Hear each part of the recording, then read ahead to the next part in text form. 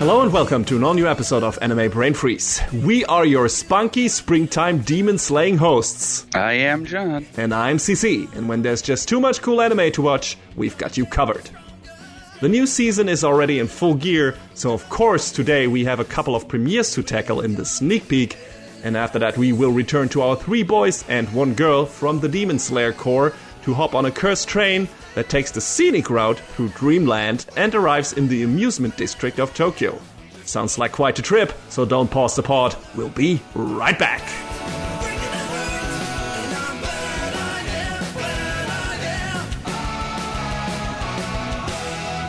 Alright, so, it's the start of the season, so what do we do first things first? It's the sneak peek. So, we've got a few shows to kind of talk about real quick here. And we do it in our usual order of our nopes, our maybes, and our keepers. So, I guess I'll hop right in with my one nope, which was RPG Real Estate. It kind of channels the same energy as Dragon Goes House Hunting, which is fine. And it's, the story of cute girls doing cute things in RPG world. By the way, RPG, what does it stand for, CC? Role-playing game? Incorrect. What? It stands for Rent Plan Guide. Aha! Alright, the more you know. So, when they sort of pulled that one, I was like, alright, okay. In the context of a fantasy world real estate agency, yeah, it works. I can see it. It's cute, but it's kind of retreading familiar territory, which, that's fine, but I feel like I got what I wanted out of this sort of weird fantasy home hunting subgenre. From Dragon Goes House Hunting. So it's set in actual fantasy world. It's not people playing a game and doing real estate stuff there like in Final Fantasy XIV or something like that, right? I don't want to imagine what in the anime based on the housing market in FF14 would be like, because it would be incredibly cutthroat. That sounds enticing, actually. You could make a real nail-biter out of that. Man, I wanted to buy this new house in Ishgard, but I only have 100,000 gil. Yeah, well, guess what, kid? You ain't getting that lot. There you go. Just like in real life. But yeah, this show's cute. I don't dislike it, but I feel like it's fine to pass over from what I've seen from other stuff. So if it's what you're looking for, it's fine. I'm not going to say it's good or it's bad, but I watched one episode. I was like, oh, that was all right. And I felt fine walking away from it. The same reason I had for not continuing to watch The Vampire Dies in No Time. Because I got one episode, I was like, yeah, I get it. That's nice. Moving on. Yeah. So yeah, That's Nice was not the response I had to Skeleton Knight in Another World. Uh-oh. Yeah, I'm not going to watch this. The summary kind of already gives it away, but it's a box standard isekai. Like, they don't even bother with some kind of backstory for the main character. Like, he just apparently fell asleep in front of his game, and he was playing, and now he's in it. Yeah, okay. What? Huh?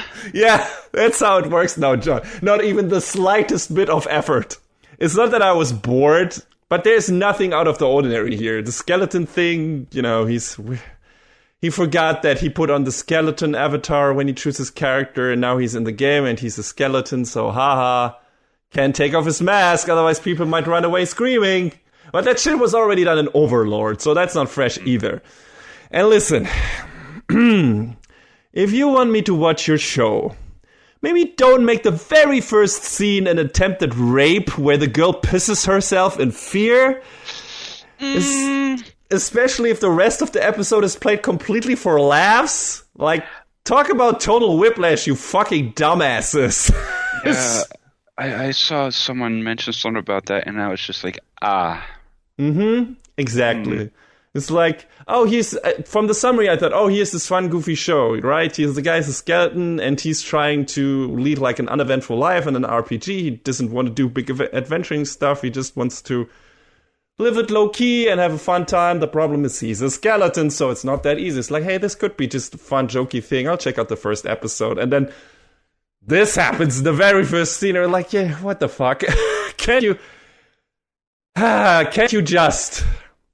No, they can't. Can't you just not do this? How is this so fucking hard? No, they can't. Come on, man. Yeah. Anyway, so the only good thing about this, and the only reason why I actually checked this out, is the OP by Pelek. I don't know how his name is pronounced. The OP fucking rocks, and that guy has been doing fan covers of anime OPs since forever, and now he got to sing an actual original anime OP in Japanese. Yo, that's cool. That's super cool, and I'm happy for the guy. I just wish it was for a good show. Hey, gotta start somewhere, I guess. And like I said, the OP itself is fucking awesome. It's called My Romantic Road or something. Check it out. It's on everything. It's on Spotify. It's on YouTube Music, whatever. And it's really good. He's really doing a great job, and it was very fun seeing him on YouTube actually, singing the OP while the stuff, the OP runs in the background, the actual animation, and him being super nervous about it and everything. You can feel he was hyped. And I can imagine it must be a dream come true situation. And I'm super happy for the guy, and I hope we'll hear some more OPs from him. I don't know how much the success of the show that OP is attached to plays into it. So I hope, I don't know how many people will watch this, but I wish him that he will be able to do more. The response to the OP itself has been very good, and a lot of people are like, holy shit, it's my man, and, that kind of stuff. So I hope the response is positive enough to at least the OP that he gets to do more. And yeah, so check that out. Don't check out this show. It's not worth it, at least judging from its first episode. That is that. John, how about your maybes? My first maybe is Shikimori's Not Just a Cutie. I've heard about this. I haven't checked it out. We finally hit a point where the rom-com starts after the will they, won't they. Thank fucking God. And I have another maybe that's kind of the same thing, but a different flavor. Mm-hmm. But this show, it's about this girl, Shikimori, and her boyfriend, Izumi. And Izumi just has a constant run of bad luck. And Shikimori's there to just keep her precious boyfriend safe. And sometimes she kind of turns up the charm. And it's like, oh, so she gets you a girl who can do both. Mm-hmm. And this show is just really...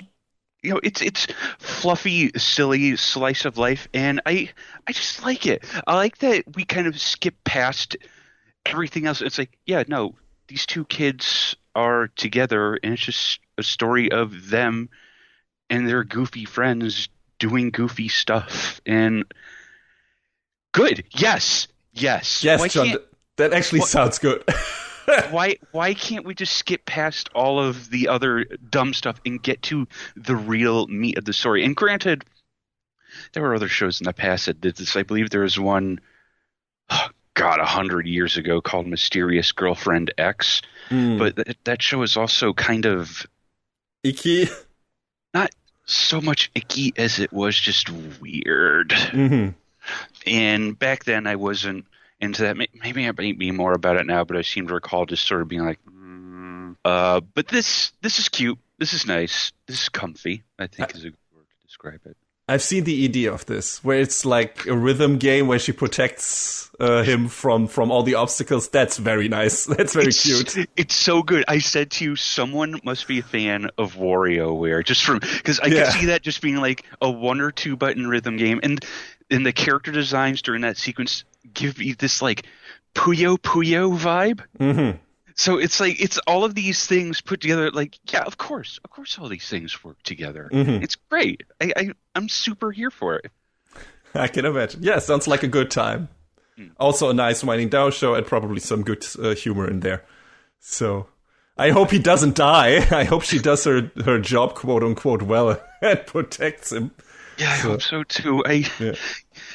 Shikimori's a cutie, Izumi's a cutie. Just want them to be happy, you know? Yeah, that's how it should be. don't make me hate your characters in your rom-com. So Also we have Nobuhiko Okamoto, famed for being like a yelly, mad, angry dude in pretty much all of his roles. For instance, the two I can think of off the top of my head are Bakugo and Accelerator. Just being chill. That's rare. Yeah, I know.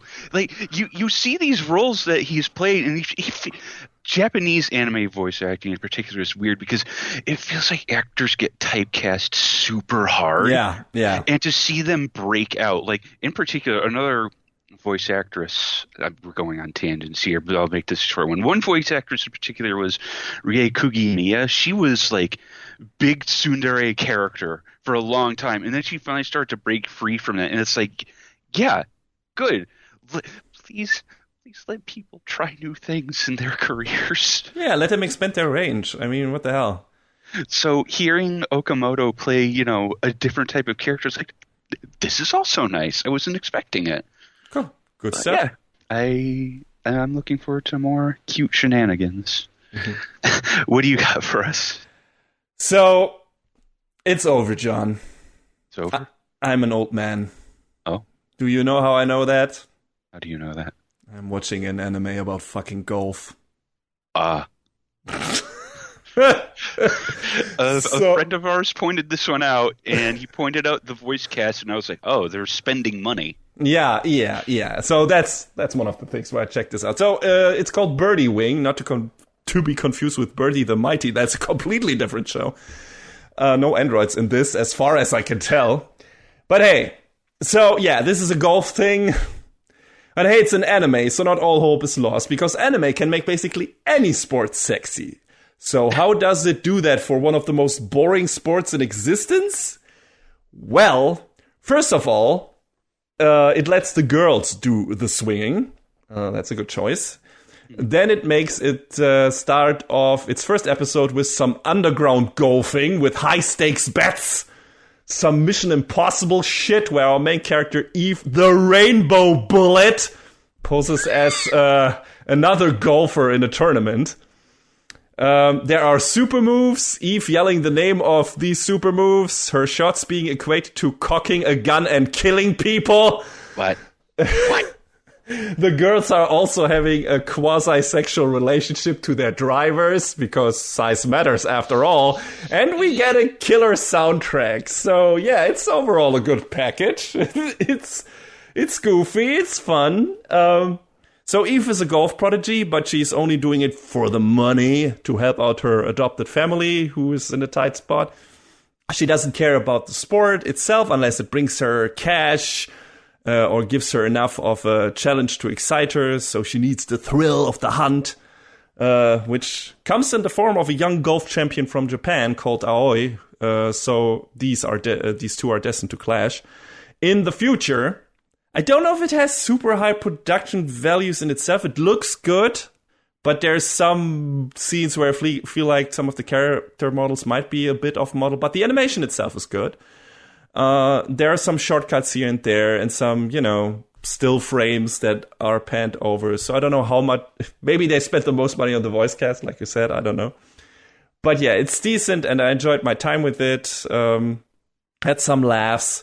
Especially when the show makes you think Eve's caddy is putting her virginity on the line in a bet, but actually she's more daring than that because she bets one of her favorite limited edition Gunpla. So, I mean... Bandai Namco!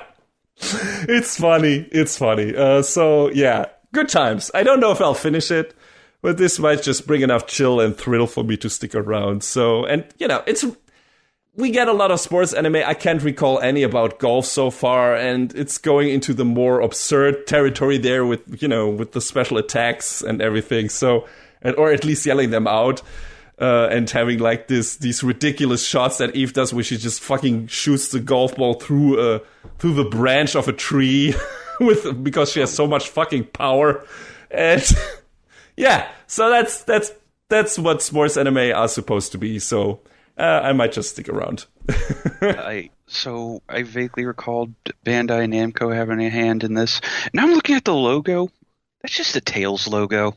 It really is. Yeah, sure. Makes sense. Like, You know, guys.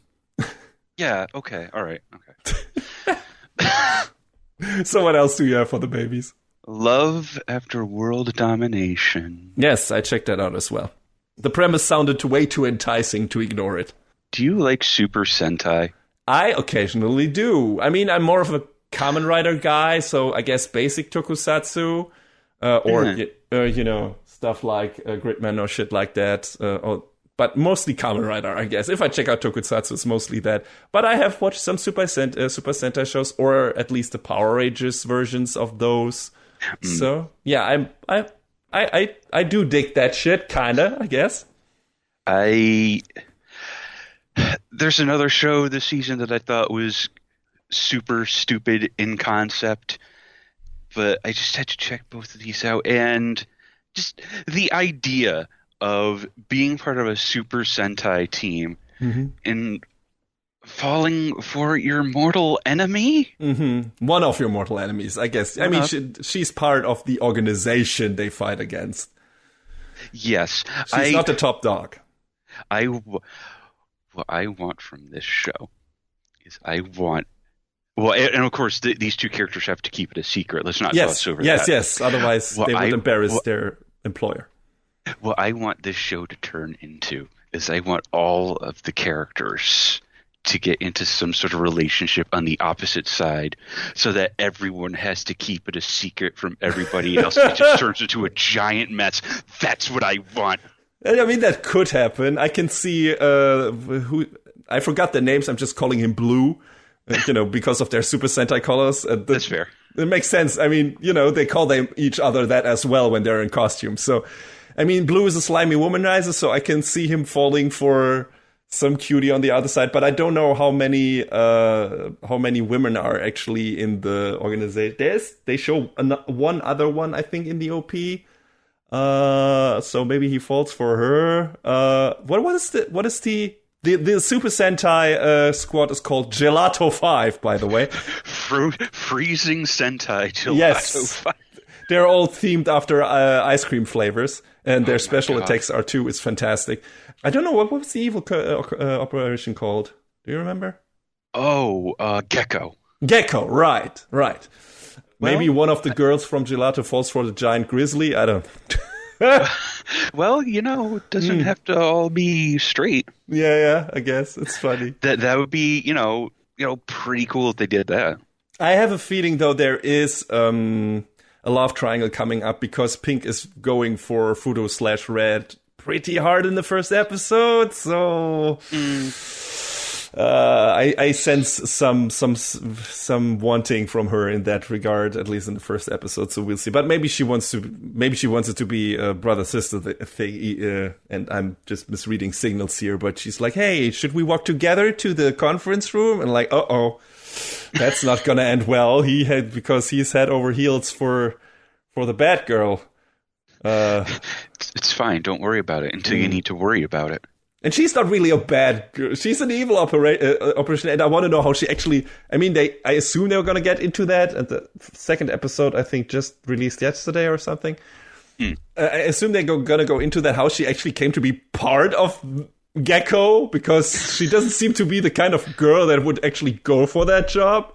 So maybe, sometimes you fall into a job. It's weird, but she. She has a cute cat called Helco, which is also really nice. I don't know. And the second episode, we had a nice inner monologue from Helco being like, "All right, Red, you better treat my master right." Yeah, I mean, she would say that. Also, the biggest laugh I got out of the first episode was probably related to Professor Big Gelato. When he finds out that Red is actually not just a weirdo who just trains all day, but also is actually into women, he's like so super excited. And Red is like, "Yeah, I don't think I can make this work." He's like, "You idiot!" Bam! And fucking bitch slaps him right in the face. It's like, just fucking go for it. It's good humor. Yes, I like that a lot. So that's the thing with just like with humor and with romance, it needs to have a special thing to get me interested. And this fucking weird setup is just enough for me, and the Super Sentai aspect of it. And the fights actually look good in this show. They look really good. They have some people working on that who know how to make a fight look. So yeah, I mean, it's surprisingly well produced on that front. So I hope. I'm looking forward to more goofball shenanigans. That is the theme of this sneak peek. Yes, more ice cream flavors, please. We all need that in our lives. So what do you got next? Another sports anime, because I guess it's one of those seasons for me. For you, it's the goofy fun times, and for me, it's that as well, but also sports anime, I guess. New soccer anime, Aoashi, has been released by our friends from Production IG, who really know their stuff when it comes to sports anime, especially in recent years. I mean, we, of course, have Haikyuu, but we also have had Run with the Wind, and some other thing I'm forgetting, but all the sports anime I checked out from them in recent time, I liked, I think. So, yeah, of course, checked out this one, and of course, this also looks like a good production IG with the right production values. So that's reason enough. So this is about Ashito Aoi, who plays soccer in junior high school, and he's a bit of a ball hog, which makes you think, oh, he's a super arrogant guy who he thinks he is the only one who can play soccer and has to do it for the team. Soccer is a team sport, right? So that's a bit of a problem. And he has a short temper, especially when someone insults his mom. So that leads to problems in the first episode.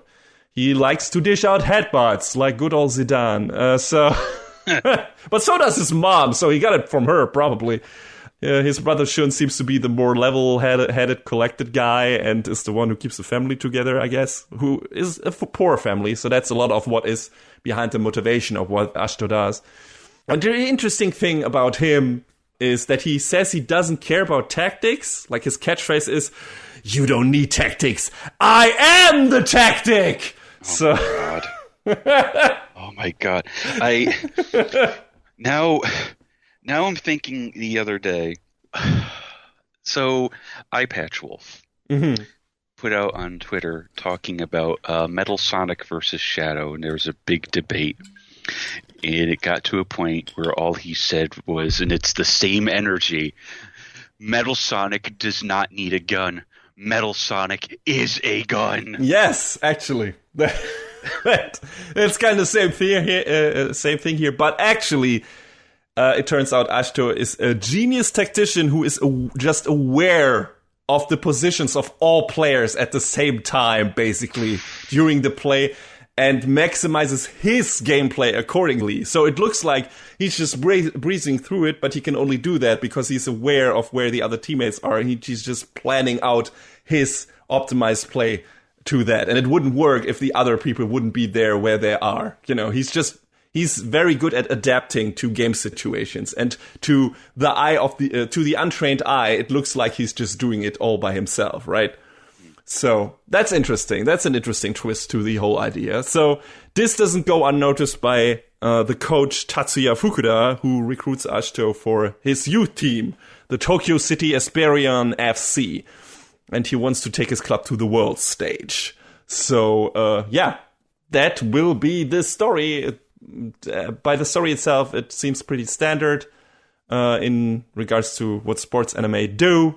But I like what sports anime do, so that's fine, and I don't hate the characters. I mean, Ashito is your typical shouty shonen guy, but he's not so over the top that it's annoying to me. It's not like he's constantly screaming at the top of his lungs. So, there's some well-seasoned sprinkled screams here and there, but he seems to be more of an entertaining guy. So, and there, some other characters in here that will complement him and stuff like that. And like I said, the production values are there. It's a good looking show. And the twist that he is actually the guy who has it all basically planned out and under control is a neat thing for, your typical red hot blooded shonen sports character, because they usually don't do that.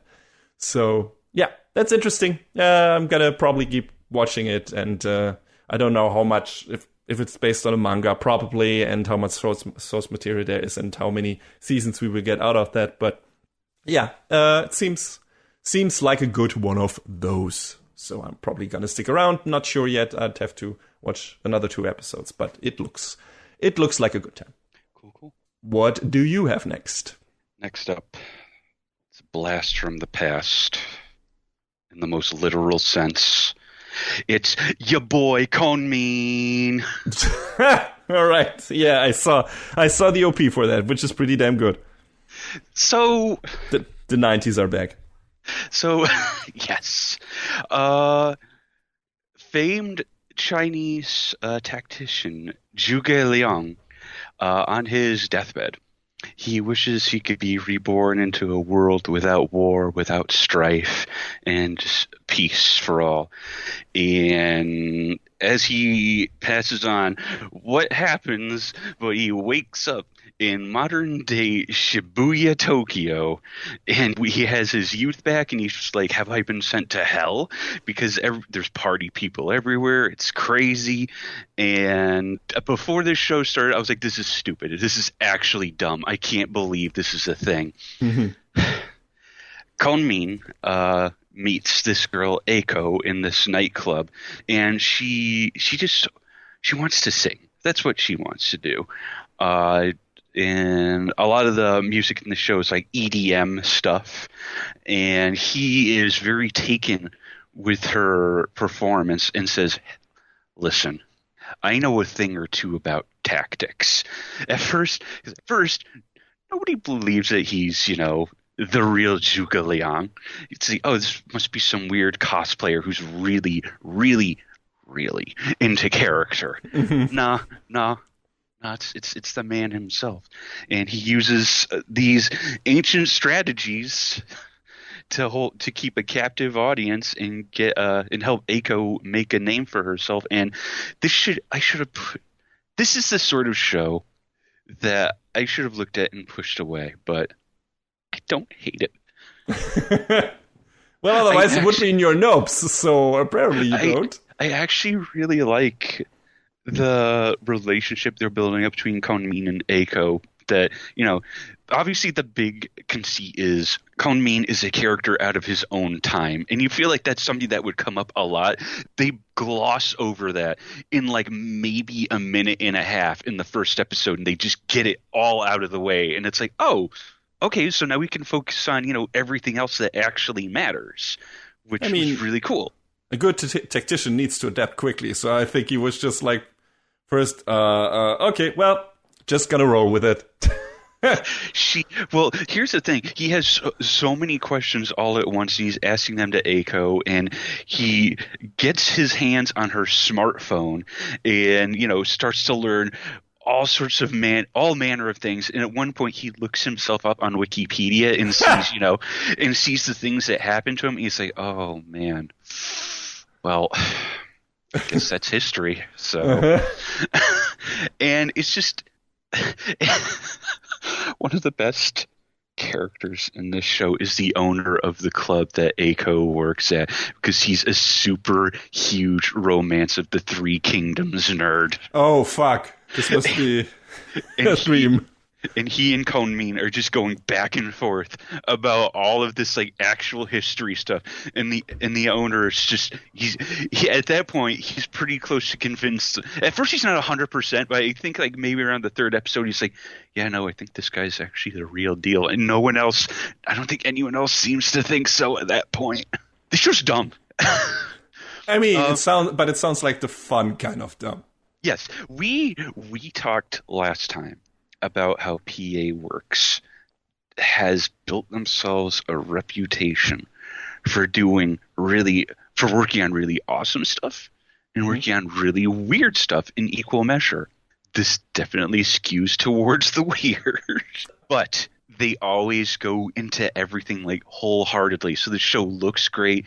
The way they're executing on the story seems really good so far. Like I said, I really like the characters. I really like what they're trying to build toward, and it's just I like it. I like how silly this is.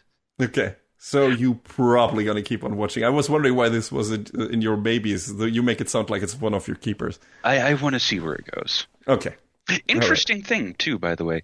The opening song is a cover of a song by I believe a Hungarian DJ. Okay. And sounds very familiar. And the ending song is also a cover of another like Japanese like club song. So there's a lot of like homages to real actual songs in here, which is cool. So I guess there is someone working on this that has some passion for that kind of topic. So that seems like a good person to have on the staff. Yeah, without a doubt. So, like I said, I looked at before the show started airing months ago, I saw a summary of it when it was announced. I was like, this looks stupid. It is, make no mistake. But it's good stupid. For once, it's the good kind of stupid. So what else you got? I got no more maybes. Do you still have maybes? My last maybe I think might be a keeper for you, just because I'm not 100% on it. But so you can go ahead. So okay, then it's probably Spy Family. Yeah. So I guess then we're slowly moving into the keepers with that. Yeah. So this is probably the big quote unquote biggest show of the season. That was got I guess the most marketing promotional thing behind it because it's a big manga adaptation from I think Shonen Jump. If I'm not mistaken. I think so. Yeah, it's been coming for a while. And I think it's a Wit show. Yep. Yeah, so it's a pretty big... I believe Wit and Cloverworks. Yes, right, it's a cooperation, right. So they can both do good stuff, at least when someone has the helm that knows what they're doing. I'm looking at You Promised Neverland Season 2, which was a Cloverworks show and was pure garbage. But the first season was good, and everything Wit has been doing in the previous seasons has been pretty fucking great. So, this could turn out really well. It's about a spy who has to go basically undercover as a family man. So the guy me becoming an actual show, I guess. He went home and became a family man. That's basically what he needs to do. So for that reason, he adopts a girl from an orphanage who is the cutest thing in existence. Like, Anya is pretty cute. Anya is adorable. Smart and definitely not world savvy. I guess sometimes that can happen in the same character. She's also a telepath, which she is afraid to tell anyone because she doesn't want to freak Twilight, that's the code name of our spy, out and be sent back to the orphanage. Ironically, he'd probably be thrilled to have an asset with such a useful ability. So I wonder if they will actually, if he'll get filled in on that in one of the coming episodes. So we'll see. But yeah, that's basically the thing. He adopts that little girl and actually forms a bond with her, a connection with her, slowly but surely.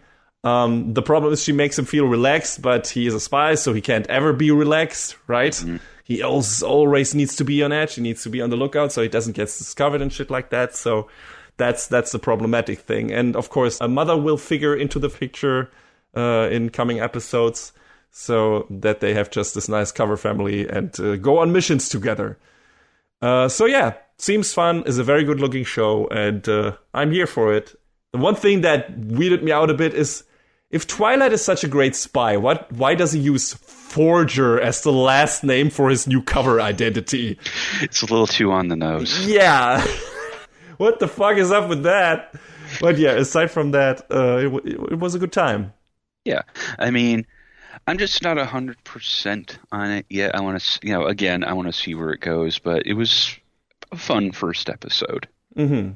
Still not sure if it's called Spy Cross Family or just Spy Family. I'm not sure. Sometimes the X can be read different ways in Japanese. So apparently it is indeed pronounced Spy Family. Yeah, that makes it just like Hunter x Hunter. Okay then.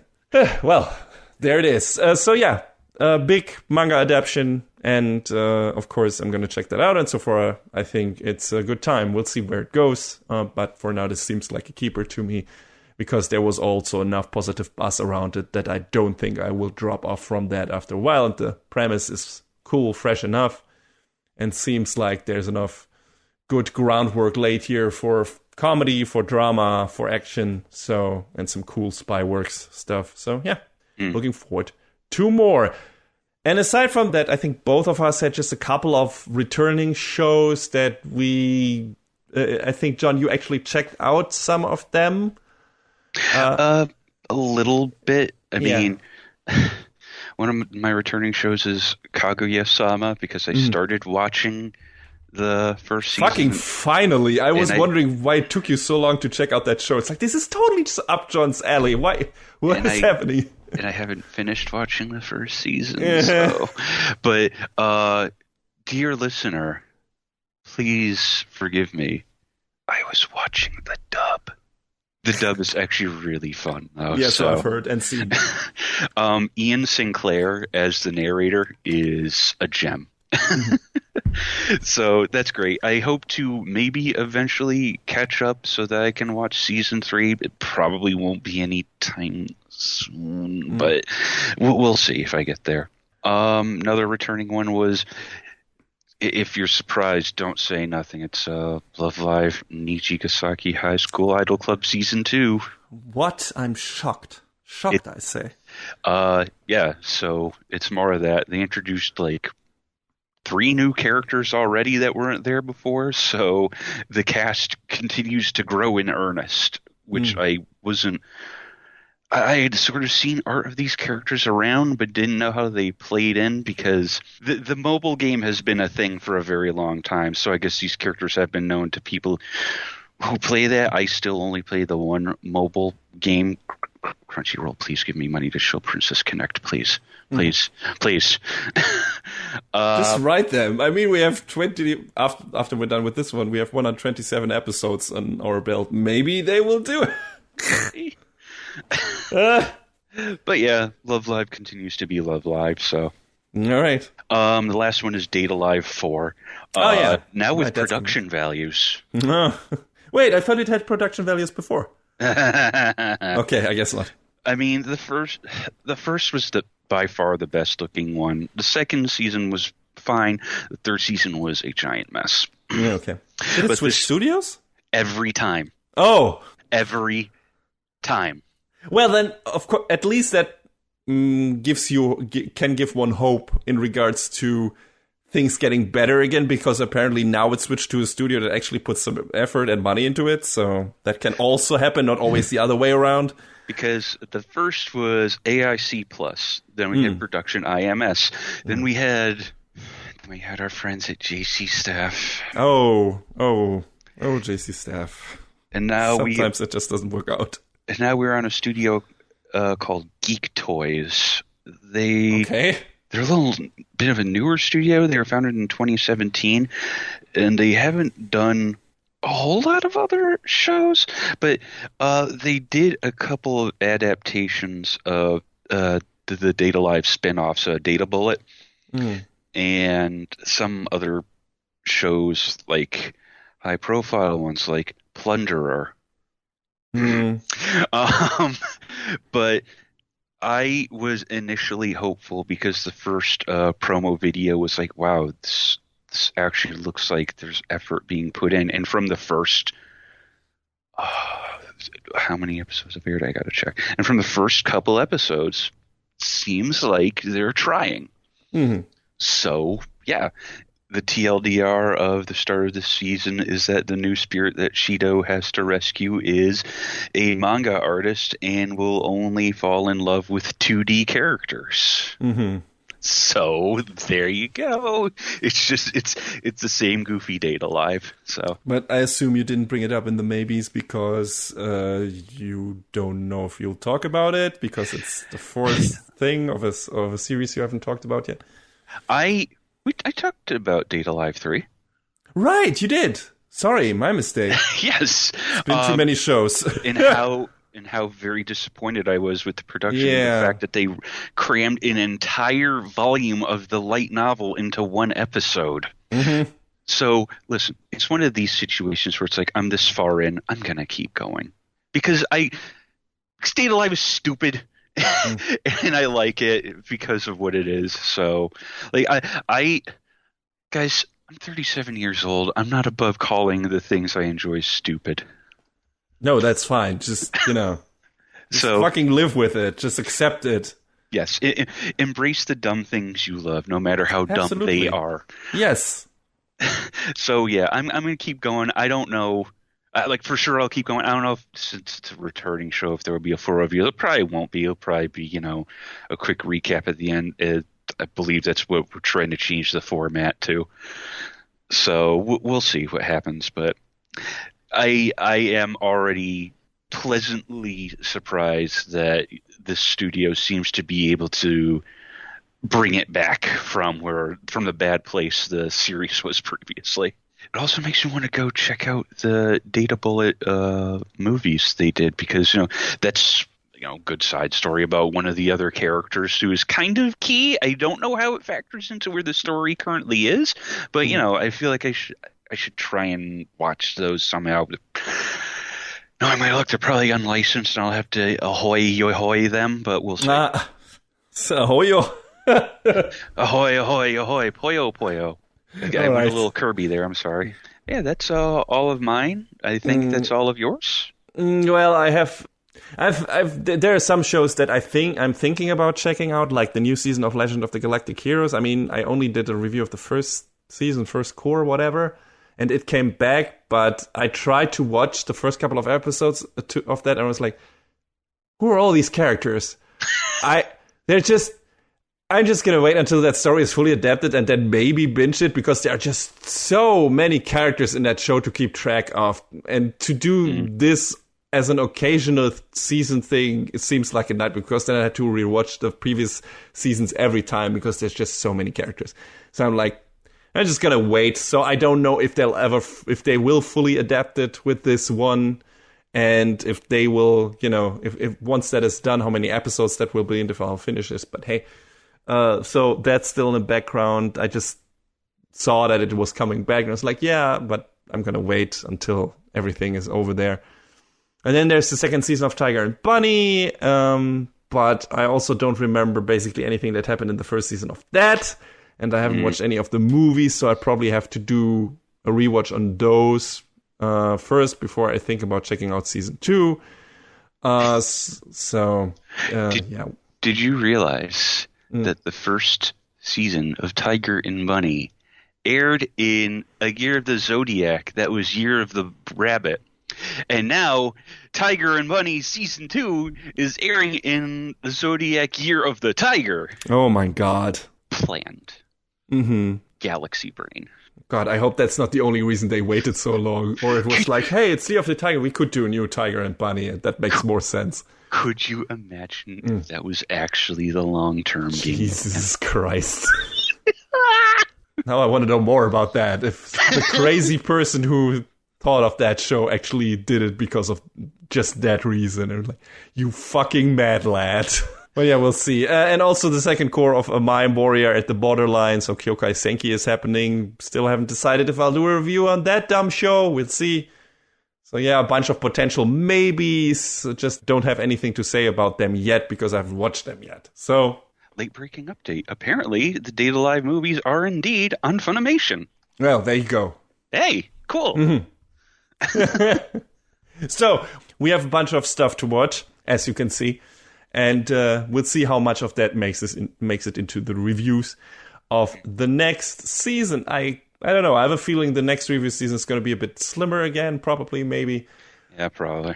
But this season, we have a shitload of reviews for you. So we're going to start with our very first one right now.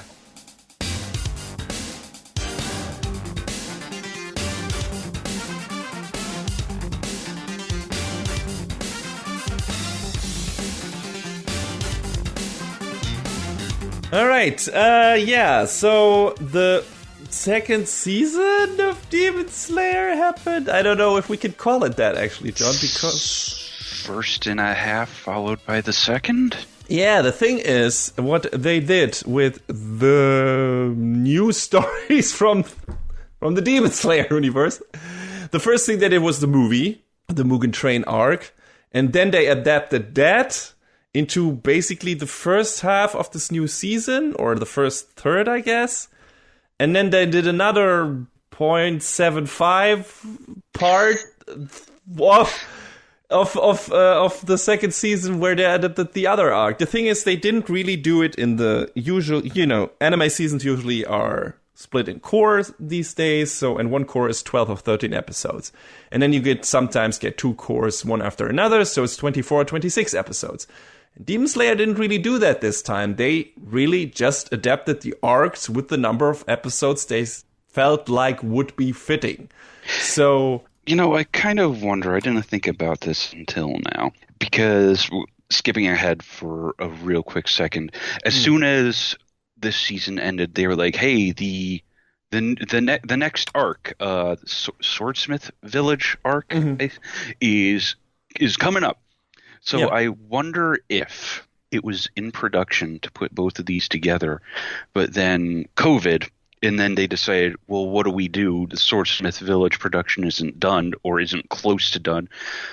Let's recut the movie to fill up the airtime that we have been allotted. I wonder if that's it. Sure, could be the case. But I also don't know if we already had the, or at least not in recent time, the thing where the story of a series what actually continued in the movie, and then it continued the story in the TV series afterwards. So Dragon Ball did adapt.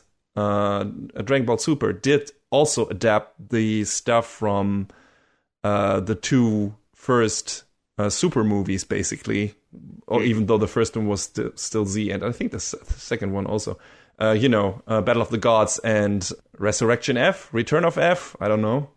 Resurrection F, yes. Resurrection F. They adapted that into Dragon Ball Super, the TV show. Worse than the movies were. Yeah. They didn't just recut the movie, they reanimated the shit, basically, at least some parts of it, and just made it completely different. I think they reanimated all of it, really. I mean, I didn't watch the Return of F arc in the series, but the Battle of the Gods looked completely different. It was a completely different battle stage. I still... You keep getting on my case about watching movies. I haven't watched the original movies for those, so... They're definitely better. I mean, Resurrection F is still a stretch. It's an okay movie, but I feel like it's too long for what it's doing, which is not a lot. Then imagine that even being blown up to a TV format. It seems like a nightmare. So... Well, I seem to recall they didn't spend more than, 4 or 5 episodes on each movie plots. Okay. Well, then there's that. Okay, then that makes sense. Then why the fuck would they reanimate that?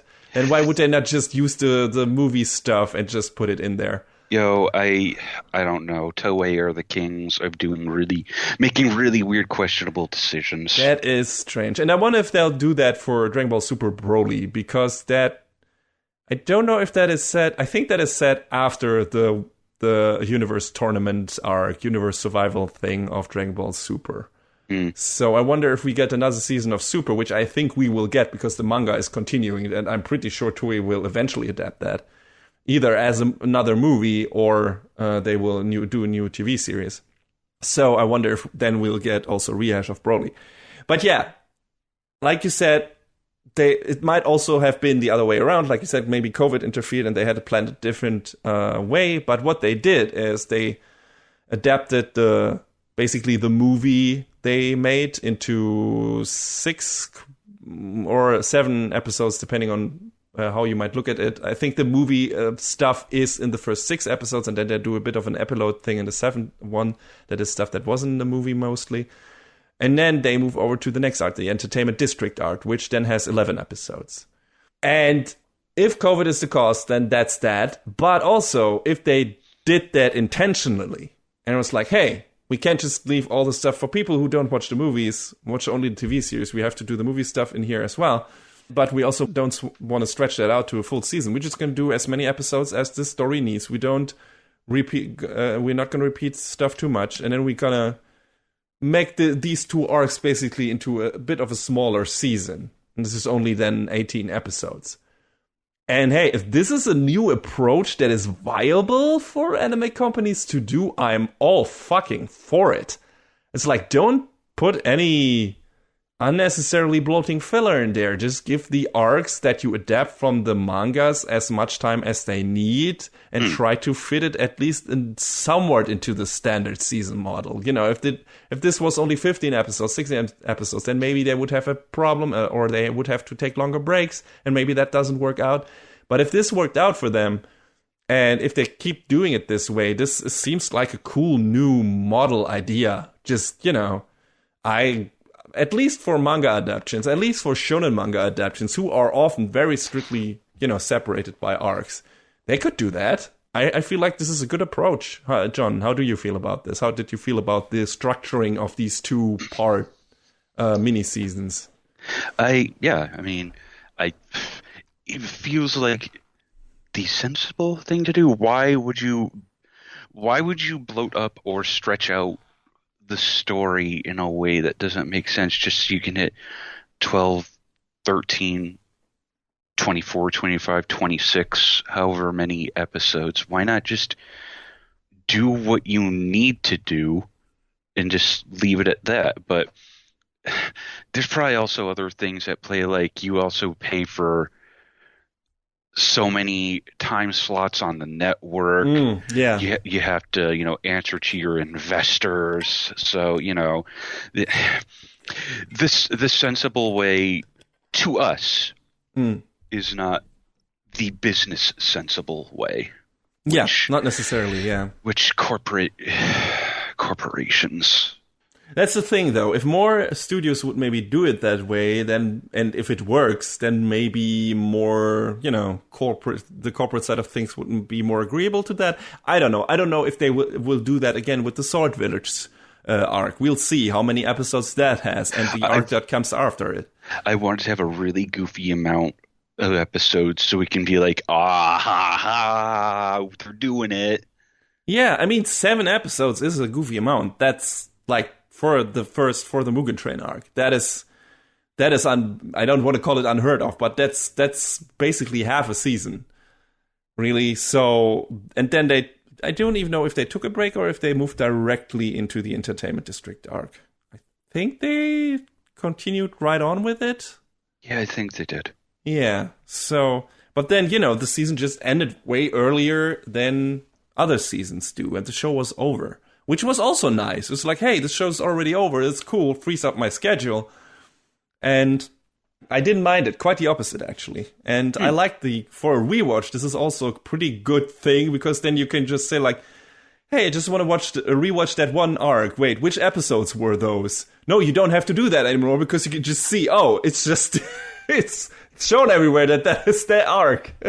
So that's in the title of the episodes, actually. So yeah, it also makes sense. It's not Demon Slayer Season 2. It's Demon Slayer, the Entertainment District arc. Oh, okay. Mm-hmm. I mean, then we maybe, if they have to fit it in the at least to some extent into the framework of the seasons, we probably get more nonsense like we're getting with Attack on Titan right now, where it is, God, you know, the final arc, but 3 parts. But that's also okay. You know, you just have to get used to that. It's like, oh, okay, I get it. It's no longer a 4-season show. It's now a 6 to 7 season show, though. That it is, yes. A friend of ours pointed that out, and it's like, you're right. Mm-hmm. You absolutely right. Yeah, absolutely. So we'll see where that goes. We'll talk about Attack on Titan later in this season. Yeah. But yeah, for now, I think this is a new, interesting approach to the whole concept of anime seasons. So I wonder if we'll see that more often or not. Just as a preamble, I guess, to this review. So, yeah, John, I watched the movie. You did not. So you came into this adaptation, this series, fresh. So why don't you tell us a bit about what our characters are doing in the beginning of this first arc, of the Mugen Train arc, and then maybe your overall thoughts about it, or the other way around. How did you feel about this first arc, this Mugen Train arc, and what it was doing? And then we can go into spoilers, because guys, this is, again, a continued series review, so full spoilers, just be aware of that. And they're starting now. So where we pick up with the Mugen train was pretty much exactly where we left off at the end of the first season with Tanjiro, Inosuke, and Zenitsu kind of getting on the train to ride, to get to the next destination and the second half of the season. But the first episode of the TV version, I think, is a new bit of story, if I'm not mistaken, where we get to know Rengoku a little bit better. And I mean, that's ostensibly the point of the Mugen Train arc is we're learning more about him because we met all of the Hashiras kind of, and they didn't make the best first impression. No, they didn't. So we sort of get to see that Rengoku he's trying to live his life to the fullest and enjoy every moment outside of doing his duties. Yes. He just wants to have a good life, man. And when the train starts rolling, that's when stuff really kind of starts popping off because everyone starts to fall asleep. Mm-hmm. And we find out that one of the 12 Kizuki is responsible for this. Very quickly we find this out. Mm-hmm. Enmu, I think his name was. Yes. And the first major hurdle becomes the characters trying to realize that they are asleep and stuck in these weird dreams that they can't get out of. Yeah, which they make much more obvious in the TV version, in my opinion, because you have the TV version doesn't make so many changes, really, as far as I can tell from, having watched the movie and then watching the TV series. They actually reshuffle some scenes here and there, and then they extend some where, at the end of this episode something happens, and then they kind of recap that at the beginning of the next, right? There's like a long monologue by Enmu about how his powers works and everything that isn't in the movie. And like you said, the first episode that fills us in a bit more even on Kyojuro Rengoku's mindset and everything. That, there's stuff like that in there. And there's also one scene where they are, after they've fallen asleep and after you think the show makes you think they've woken up again and are fighting the demons, right? Before things become very weird. Where you see the train conductor, I think, and some of the passengers, and then the light flickers and they disappear. And that isn't in the movie. So that was like a dead giveaway that something is not right here, right? I mean, you can always suspect that because that would make things too easy. But, them just disappearing and it's like, oh, they're still dreaming, right? So that giveaway. And the movie was not that obvious in that regard. It becomes really obvious once they celebrate that Rengoku has killed the demons and everything, and it becomes very cartoony, and you're like, what is going on? Oh, okay. So, yeah. And then it's basically about, like you said, them getting out of their dreams, which I think Tanjiro is the first who realizes that he's in a dream. Yeah, and the way he snaps himself back to reality is he cuts his own head off in the dream. Uh-huh. And he has to do that several times for the next couple of episodes. When they eventually make, long story short, all of the boys eventually awaken and they have to go fight the demon who's starting to take over the train, hence Demon Train arc.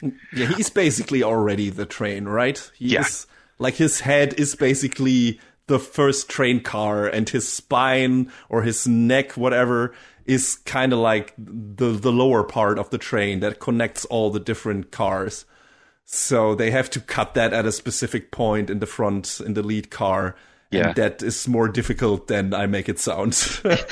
And the demon is still trying to put all the characters to sleep. And we get this moment where Tanjiro is constantly snapping himself back awake. And it's like, Imagine being constantly lucid enough to do that several times in a row. Yeah, and it gets really dangerous at some point because Enmu does it so often that at some point Tanjiro can't distinguish anymore between being awake and being asleep, and he just instantly always wants to cut his neck once he has been subjected to, he's looked into one of Enmu's eyes that put them to sleep. But then Enmu doesn't put him to sleep at one point and wants to trick him into cutting his neck in the real world while he is alive. And if it wasn't for the ultimate best boy of this show, Inosuke, that would have happened. Because he snaps him out and tells him, wait, you're not dreaming, you fucking dumbass. And isn't it interesting that Inosuke is at an inherent advantage because of his mask? Yes, absolutely. He is he's at an advantage in general, like because he's the guy he is. Like he's so great, especially in the scenes where you see that it's really important to him to help his friends. But he acts like he's only doing it because he considers himself their superior. One might argue he is the only good tsundere in anime history.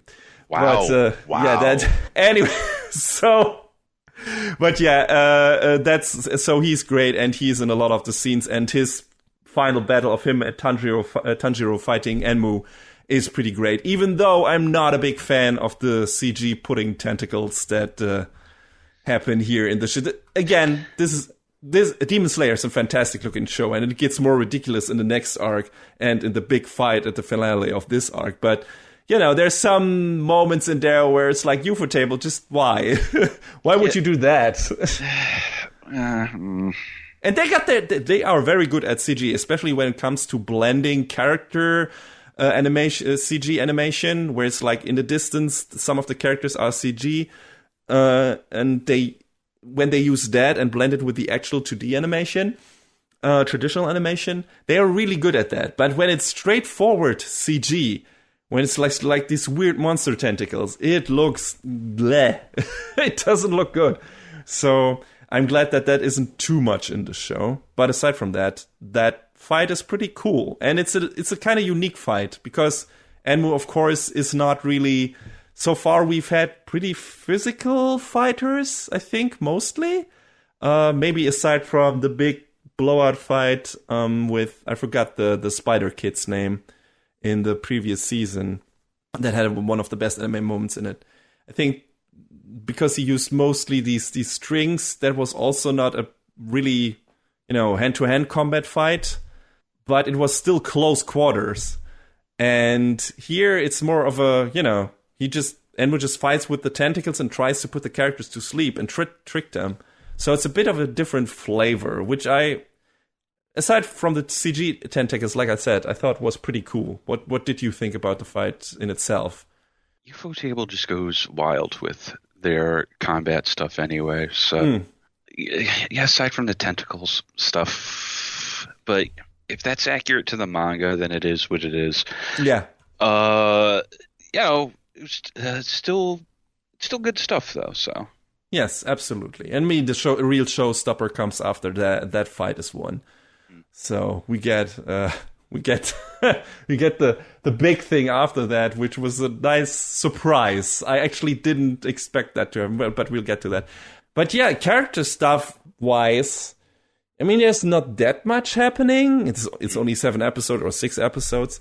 So we get a bit of an introduction to, extended introduction to Rengoku. And then the most of this arc is about him, I guess, getting to know him and what he's all about. And I think it's pretty good.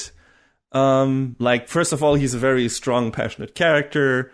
Actually, his passion is so strong and never ending that his body reacts on its own when, that one girl tries to destroy his spiritual core, even though Kyojuro is still dreaming. Just, his body protects him because it's just so filled with passion and everything. And yeah, that's cool. That's what Enmu does. He sends these kids who have really horrible lives and just want to live a happy dream. He just uses them and sends them into the dreams of our characters, where they are supposed to destroy their spiritual cores to kill them, I guess, or let them dream forever. I'm not sure what the end goal is here.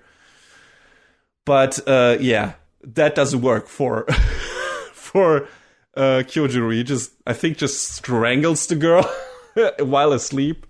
Yeah. So she didn't plan that out, or Enmu didn't plan that out, probably. So, and how could he have expected that? I guess was underestimated. And I mean, Enmu is one of the lower ones, one of the lower demons of the 12, whatever they're called. Lower number 1. Yeah, and they're the lower 6 and the upper 6, right? Mm-hmm. And I think at that point we have met all the other lower ones, if I'm not mistaken. But yeah, the other big focus is, I guess, on Tanjiro, who is reunited with his family in his dream. Which at first, because Enmu wants to lull them in, is kind of like this beautiful dream, like where they're reunited, everyone is happy, Nezuko is still her old self and everything. But it's also heartbreaking at the same time, because we know it's just a dream. And deep down he knows it too, but he's very willing to indulge in it, at least for a while, and who can blame him, right? Like in the beginning, I think he knows pretty quickly that something is wrong and that this is not real, but you can see that it's so hard for him to break out of it and say goodbye to his family again.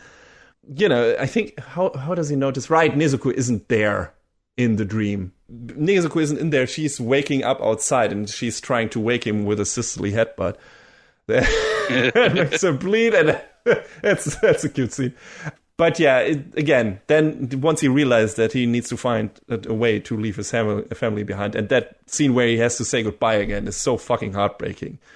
And it's getting much worse the next time he sees them, because then it's a nightmare, and Enmu just wants to make him suffer and make him get so distraught by showing him these horrible, horrible nightmares where Tanjiro's family accuses him of being the one who got them killed. But that, again, has the opposite effect, because Tanjiro gets so angry about that, because he said, my family would never say that to me, you fucking asshole. He's even more determined than he was before to cut Enmu's head off. So that's really good. That's just a good compilation of scenes, because we get a reminder of why Tanjiro does what he does, and why he is on his mission, and who he cares for, and what matters to him the most. And yeah, so that's done pretty well, and it makes totally sense for his character to act the way he does. Yeah, and that is kind of connected to also to Rengoku's dream, where we learn about his character, and then, he is a kind of a deadbeat dad, and, the dad also has a reason, as we later learn, because he was fucked up, by his wife dying, by Rengoku's mom dying and everything. And that kind of one thing led to another, and Rengoku had to care for his little brother and everything, and he's trying to lead by example and being the most reliable, passionate man that he can be. And like you said, live his life to the fullest. Like, he enjoys everything the most he can, like even eating takeaway sushi on the train or bento or whatever. Everybody's just umai. Yes, yeah. So yeah, he's a very cool character, and he's very, very sympathetic. The problem is he dies. This arc. Just when we got attached to him, and after Inosuke and Tanjiro beat Enmu, one of the upper demons, one of the upper 6 appears. And he and Rengoku fight. And it's a fucking... Jesus Christ. UFO table. Yes, holy shit. What a fucking ridiculous fight. Like, it looks... like true fireworks. Like, the choreography, the camera work, the soundtrack, everything is top notch in that fucking fight scene. It's so good. And it's also interesting. We already get a bit of backstory more on the demons here. Like, in the upper ranks, the same demons have apparently remained the top dogs for the past 5 centuries, which shows how much of a tough competition there is in the lower demon ranks. Like, they basically eliminate each other or get eliminated by the Demon Slayer Corps, I guess. I mean, it doesn't say that they eliminate each other. Probably they don't stay alive long enough in the lower ranks to move up to the upper ranks, or they are not strong enough to take the place from the upper rank demons.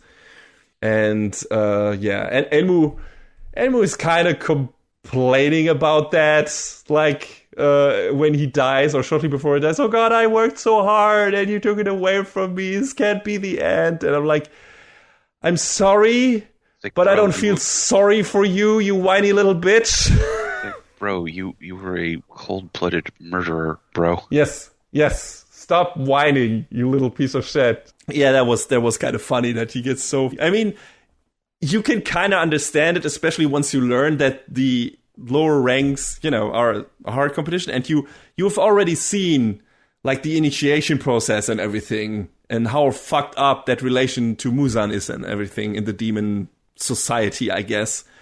So I can imagine there being a lot of pressure on Enmu to actually succeed and get there if he wants to get into the upper ranks and everything. But still, like you said, he's a cold-hearted killer, and I was just laughing at him. It's hard to have any real sympathy for him. Yeah, and the same goes for Akaza, I guess, who is our big upper rank demon, who is a bit Wolverine-ish, I guess. He fights a guy who wields a sword with his bare hands and gets cut a whole lot, but he always regenerates.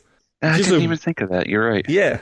It's a pretty gruesome scene because he stops like the sword cuts with his hands and sometimes gets just basically his whole arm cut in with a sword, and then he just regenerates. He just doesn't even care. So it's a pretty cool fight. You rarely get to see that. Usually you just see them, like, I don't know, put some, like in One Piece, transform their hands into iron or shit like that, give them different elemental properties so they can block swords. But no, he punches it, and if it cuts into him, he just regenerates. That's pretty badass. It's pretty metal, dude. Yeah, it's absolutely metal.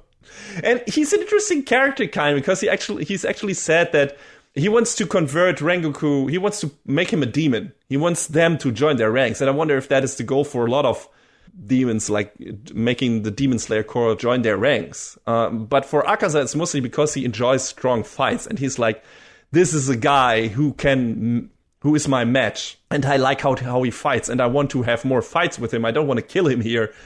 And I want him to become a demon so we can have these sparring matches for an eternity. I want just basically a guy that is my, can hold a candle to me. So he's actually said that Rengoku doesn't want to do it. He never had a chance to make Rengoku switch sides. That's clear to us, but not to him. Like, from earliest childhood on, Rengoku has considered it his duty to protect people weaker than him. And one of the last lessons of his dying mother was telling him that the strong exist to protect the weak, and that became his mission.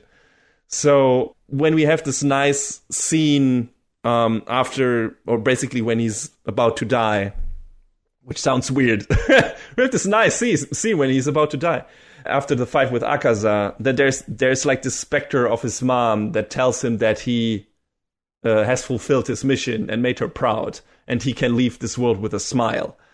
That's nice. I mean, it might just be his imagination. It might really be her, like, as a ghost. Who knows?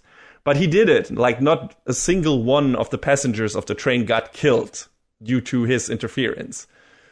And at that moment, I was like, boy, this show sure is trying to make me eat my words from the review of the first season where I said that the Hashira all seem to be assholes, doesn't it? Well, I think that also has to definitely be by design. Yes, I guess. Because they treat Nezuko and Tanjiro very bad. They come across like fanatics and, like, I guess, bigots in a way. They're like, all demons are the same. And you can understand, I guess, where they're coming from and everything. But they seem just like a bunch of weirdos, and they don't listen. And that was just annoying, right? And some of them are just cold, come across very cold. And I bet there's some real assholes in there. The one guy who seems so driven with the scars and shit like that.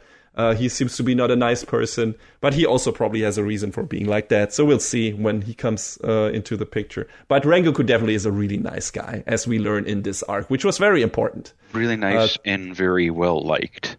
Yes, absolutely. Everyone liked him. I mean, not from the viewers, but also in the Hashira. And of course, our three guys, like, they immediately adopt him as their sensei kind of, like, or senpai. They're like, teach us, Rengoku-sama. And like, he's so fucking enamoring and like pulls pulls them into his enthusiasm.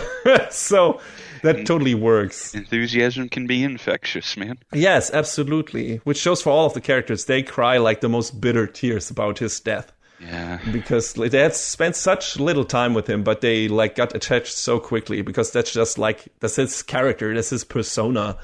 And it's a heavy scene when he dies. And, you know, when see them all cry, and Inosuke's tear-filled speech is great. Even greater is that he knocks Zenitsu out with a headbutt. Best character, no contest. Also the scene where Tanjiro is calling Akaza a coward because he runs away from the sun, because he can fight in the sun, but he's like, you fuckers, we always fight you on your turf. We always fight you at night. You coward. You can tell he almost gets him with that too. It's like, whoa. Yeah. He's so angry, and it's, you know, it rings so true with frustration and anger. It's like Rengoku beat you. He would have smoked your ass in daylight, and he fought you with a handicap, and he still almost killed you. You barely won, and now you're running away like a little shit, and you act like you won the day. Fuck off. He's so angry, and I was with him there. It's like, God damn it, you're right, Tanjiro. I get it. And yeah, that was a good scene. But yeah, speaking of our other two guys, Inosuke and Zenitsu earlier, they are the comedic factor in this arc. They have very funny dreams. Like, Inosuke goes on an adventure mission with all the guys who look like Tanukis for some reason. And Zenitsu is hanging out, of course, with Nezuko in his dream and having a good time. And when the kids that Enmu sends try to enter their dreams, they have a rude awakening. And because, you know, Inosuke is like just, I don't even know what he does. If he just immediately tries to destroy the person because he thinks she's a demon, or he's a demon, whoever is in his dream. And Zenitsu just doesn't allow men in his dreams, aside from himself. Which is like, of course.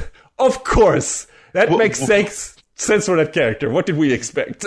What else would you have him do? Yes, exactly. But it's it just comes with these giant scissors. It's like, you are a guy. What are you doing in my dream that is reserved for me and girls?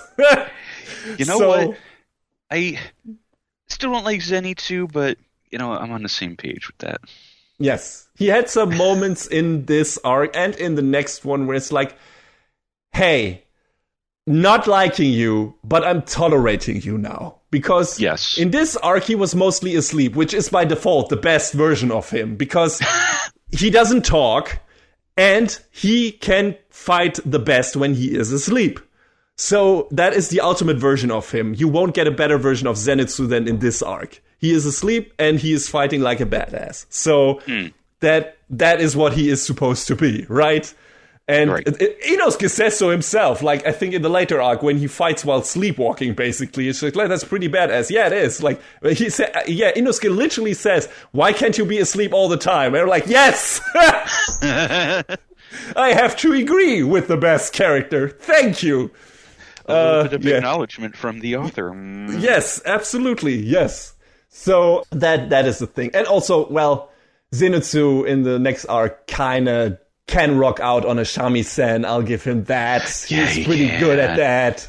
So, okay, like, honor who deserves honor, and Zenitsu definitely can rock out. He's really good at playing. I would have him in a band as the lead guitarist. He can do that. So he doesn't have to talk there either. So that's a good thing. And he can hang out with as many groupies as he wants. So he would be happy there. Yeah, but yeah. So that's what they basically do in this arc, is basically just being the comedic factor, and then Inosuke and Tanjiro kick ass while fighting Enmu. And then it's basically that arc is over, kinda. So overall, I think the Mugen Train arc was a great continuation of the series. I think we get now slowly filled in on more of the characters. I think we got a good callback scene with Tanjiro. I was afraid that it would just be fighting, and we would stay with the standard shonen formula. And of course, it's also that. But what I like the most about the first season that went a bit outside of the standard formula was how to show how compassionate of a character Tanjiro was, which they continue in this arc, which is kind of unusual for a shonen main character. So I like that. And what I also wanted was to give the Hashira something that makes them not seem like complete assholes, and they do that in this arc and in the next.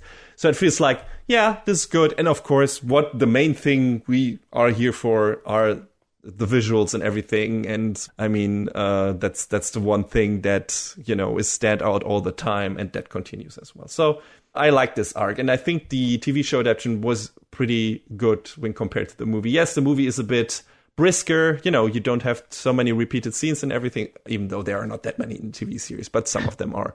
But also in the movie, you don't get the nice extended first episode where Rengoku is the focus, which I really liked a lot. So if I had to recommend one over the other, just watch the TV show. That's fine.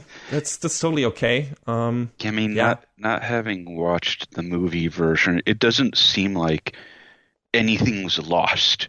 No, absolutely in the transition to the TV version, which is how it should be. Unlike Gundam Unicorn. Yeah. But yeah, this was an enjoyable little part of the story. You know, getting to know Rengoku was great. Getting to see him die was really yeah. But sad. You know, it's part of the story. So yeah, it was well executed. Spend more time with him, though. Yeah, absolutely. I mean, that's how he was built as a character, right? That you feel sad, but it also didn't feel cheap.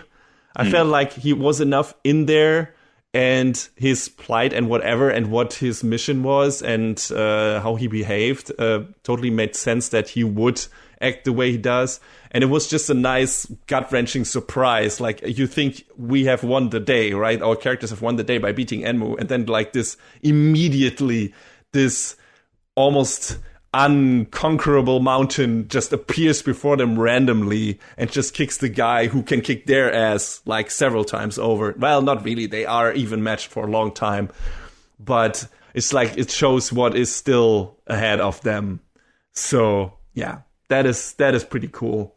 And, I really like this arc. I thought it was great. And if you want to do the best mix and match, I guess just watch the first episode of that arc in the TV version, and then maybe watch the movie. Then you have it a bit more, a bit better paced, I guess. And also you don't have any breaks in between episodes. There was like one small thing where I actually noticed that they had to find a break between the scenes from the movie in episode 4, I think it was, when Tanjiro is facing off against Enmu.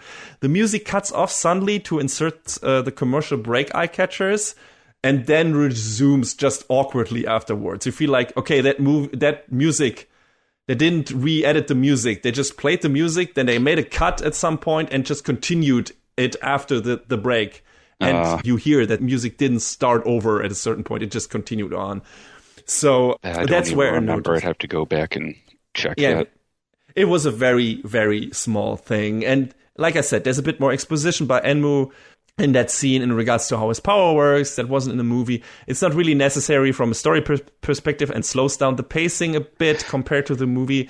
But it's also not a big problem, especially if you only know the TV version. So it's not, Like, I get why that was in there, but even as brief as that was, I was like, is this monologue really necessary? No, it's not. No, it's absolutely not. Like, we had to make it somehow to a standard episode length here, and to have an organic cut at the end. So they had to extend some dialogue scenes. And yeah, these are in there, but there's so few that it's not really a problem. But like I said, if you want to get the optimal experience, you probably just watch the first episode of the TV version, and then you can watch the movie, and then you have the best of both worlds, I guess. If you want to put the effort in to do that. If not, it's fine if you only watch the TV version, because it's a good adaptation and isn't really something to complain about. Yeah. So what happens after that, John? We go to the red light district, baby. Like, they call it the entertainment district, but, Yeah. they're skipping over some stuff. You're calling it something that ain't quite equivalent. What is it called? Yoshiwara Entertainment District, right? Which was a famous red light district in Tokyo back in the Edo period, if I'm not mistaken. Yeah. So, yeah, that's where they are. I'm glad you remembered that part, because I did not. I just remember. I was like, oh, like the Japanese name of the arc? Oh, no, never mind. That. Yes. So, that's... I mean, we have a short interspliced episodes there where they wrap up stuff from the previous arc and then go over to the next one, which is basically Tanjiro going to Rengoku's dad, confronting him, and his dad being an asshole, and then, Tanjiro giving him a piece of his mind, or his head, literally. Headbutting time again. There are a lot of headbutts in this show. I don't know what's up with that, but I appreciate it, because Rengoku's father definitely had it coming. Also talking about Rengoku's little brother Senjiro and everything. I guess Toge just really likes headbutts. Mm-hmm. Yeah, I mean, I can see why. That's fine. And we also get, a bit of foreshadowing when it comes to Tanjiro's character and, about his dad, who probably was in the Demon Slayer Corps at some point. Because he apparently Tanjiro can wield maybe, or seems to be able to wield the sun technique maybe, and that is the technique, the breathing technique from which all other breathing techniques that they are using in fighting the demons are derived. And so if his father is the only one that could use that, or one of the few that could use that, then that also explains why Muzan killed Tanjiro's whole family, probably because he was afraid that someone inherited that ability. Because I assume, none of that has been elaborated on yet, but I assume Tanjiro's father is the only one who probably was able to beat or almost beat Muzan in the past.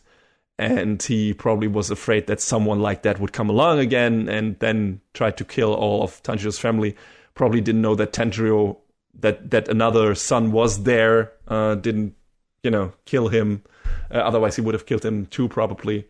So, I assume that's the whole reasoning behind it. They foreshadow that pretty heavily, that Tanjiro's dad was more than he seemed to be.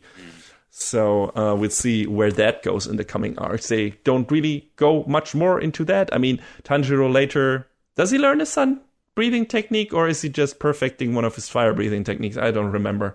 Seems like he's just kind of going through what he already knew and both perfecting and sort of using it in general. I don't know. Yes. I had things to say about this part of the story. Okay, we'll get to that. But yeah, he's using. I think he's mostly in the final fight. He uses his water breathing technique for defense and his fire breathing technique for better offense. So I think that was the main thing that is kind of new to his fighting style. Aside from that, he hasn't mastered advanced breathing yet, so all of this is a giant strain on his body. But yeah, he's bound to become as strong as his dad. So just to fight Muzan finally. But yeah, what is the basic setup before we get to your maybe misgivings? What is the basic setup of this arc? Why do they go to the entertainment district, John? So the sound Hashira Tengen Uzui has 3 contacts within the entertainment district. One of whom seems to have disappeared. All are his wives, by the way. Yes. And now Tanjiro, Inosuke, and Zenitsu are on their way there to help investigate what's the haps with Uzui. And to do so, they have to infiltrate different brothels under the guise of dressing up as girls. Mm-hmm. Which are obviously, super obviously not girls. Mm-hmm. I mean, I think it gets to a point where one of the women leading one of the brothels was like, "Oh, honey, I knew you were a boy all along." And Tanjiro's like, "What?" Even I think Tanjiro kind of plays off as a girl, maybe the best still of all of them. I'm not sure. Maybe Zenitsu does. No, I think Tanjiro's definitely got it nailed down. And, Inosuke is definitely the worst at it. Inosuke, bruh. I mean, he doesn't give a shit, and I can't blame him. He's like, oh, there's a demon. It's like, okay, well. And he nearly tears one of the brothels down chasing this demon. Sure. And he apparently can dislocate all of his joints. I mean, handy, but also yuck. Let me just turn myself into a literal human worm. That was really like, wow, what are you doing? But yeah, still fun scenes. So, but yes, the villain at play in this one is, of course, one of the 12 Kizuki, the upper number 6. As we find out, she's taken on the role of one of the, I guess, how would you describe it? One of the benefactors of one of the brothels, for lack of a better word. Yeah, no, there is a specific word for that, and that recently came up in One Piece. There's a specific word for the head courtesan. The best girl in the specific brothel, right? I think so. I forgot the term for that, but there is one. And that's her. Her code name or her name in disguise is Warabi Hime. Which I guess is also a dead giveaway in terms of names, but her real name is Daki. Yeah, a little bit, huh? Mm-hmm. Zenitsu he comes face to face with her when she's basically beating the heck out of one of the girls, and I feel like this is his best waking moment. Absolutely, yeah. Because he's like, what are you doing to this girl? She doesn't deserve this. And it's like, oh, he's going for it. He's actually doing it. Maybe he's not as bad a character as we thought. Listen, Zenitsu, when it comes to his ideals and everything, he kind of has his heart in the right place. He knows that he wants to protect, girls and everything, and he knows what he can tell right from wrong. The problem is he's a bit of a creep, and he's annoying. It's not that he doesn't know what's right and what's wrong, and he can't fight and everything, and he has some kick-ass moments. The problem is everything else to his character that kind of pulls that down. Into the gutter. So the good thing is, like we said before, in these two arcs, there's not too much of the problem of the annoying stuff in here. Like the scenes he is in, when he's in them, he's either asleep or he can't be too much in character, right? He's posing as a girl at some point, and there's still his usual screeching and complaining shit. That's in here, but it's not as, let's say overbearing as it was in the first season when he was introduced. He is growing as a character, maybe, but he's definitely not there yet. So we'll see. But he's definitely more positive screen time in these two arcs than he has in the previous season. So I'll give him that, absolutely. And yeah, that moment, like you said, is standout kick-ass. And he gets captured after that, doesn't he? Yeah, he does. So, yeah, that's also a good thing. Because then he's off screen for a while. Man, I mean, God, I hate that we have this character that the less we see of him, the better the show is. Like, please take in your Zenitsu in small doses. Very small doses. But yeah, that is what happens. And then basically the other characters, I think, have to still find out who is pulling the strings here, even though we get filled in on that pretty quickly. I thought this would be more of a mystery investigation story thing, but it's kind of made immediately clear who the demon is, which was a bit weird to me. And I thought there would be more to it than that, and there's a bit of a twist, and that Ducky is not really alone in her endeavors, so she has help. And that is kind of a thing that is a surprise. But I actually expected the guys actually to have some investigating, and then maybe several suspects, make this a bit of a detective story, because it was kind of set up like that. That's really honestly what I was thinking too. Yeah, they get into 3 different brotherhoods, but immediately we know that the bad guys in that one thing where Zenitsu is, and that is it. The only thing they try to throw us off with is that in the other ones there is something moving in the walls and stuff like that. And, you hear of the disappearance, but that's only because Daki's belt or whatever it is can stretch to the other buildings, but she's pulling the strings, and that is evident immediately once we meet her and see her doing what she does. She is obviously the bad guy. If she could have been an obvious red herring where it's like, oh, that person is an asshole, we think she's a demon, but she's just an asshole. That could also have been the case. But I immediately pegged her like, oh, that is a demon. And that is what it is. That is what she is. So, I don't know. That was a bit weird to me. It's pretty straightforward. Well, I guess one of Koyoharu Gotogi's first editors was like, you should start a series with a, quote, easy to understand theme, unquote. And I guess that means all the plot elements are relatively simple, too. Yeah, I guess. Maybe I just wanted something else from this season, from this arc than I got, where it's like, hey, make this like for the first couple of episodes, make this like of a murder mystery thing or whatever, and have us actually hunt, and then we have some suspects, and then maybe like John Carpenter's The Thing a bit, where it's like maybe she could inhabit some other bodies, or you're wondering who's the actual bad guy here, and you see some people do shady shit and stuff like that. So I expected it to be more that. So was that one of your misgivings about this arc, or what did you have a problem with? Not that in particular.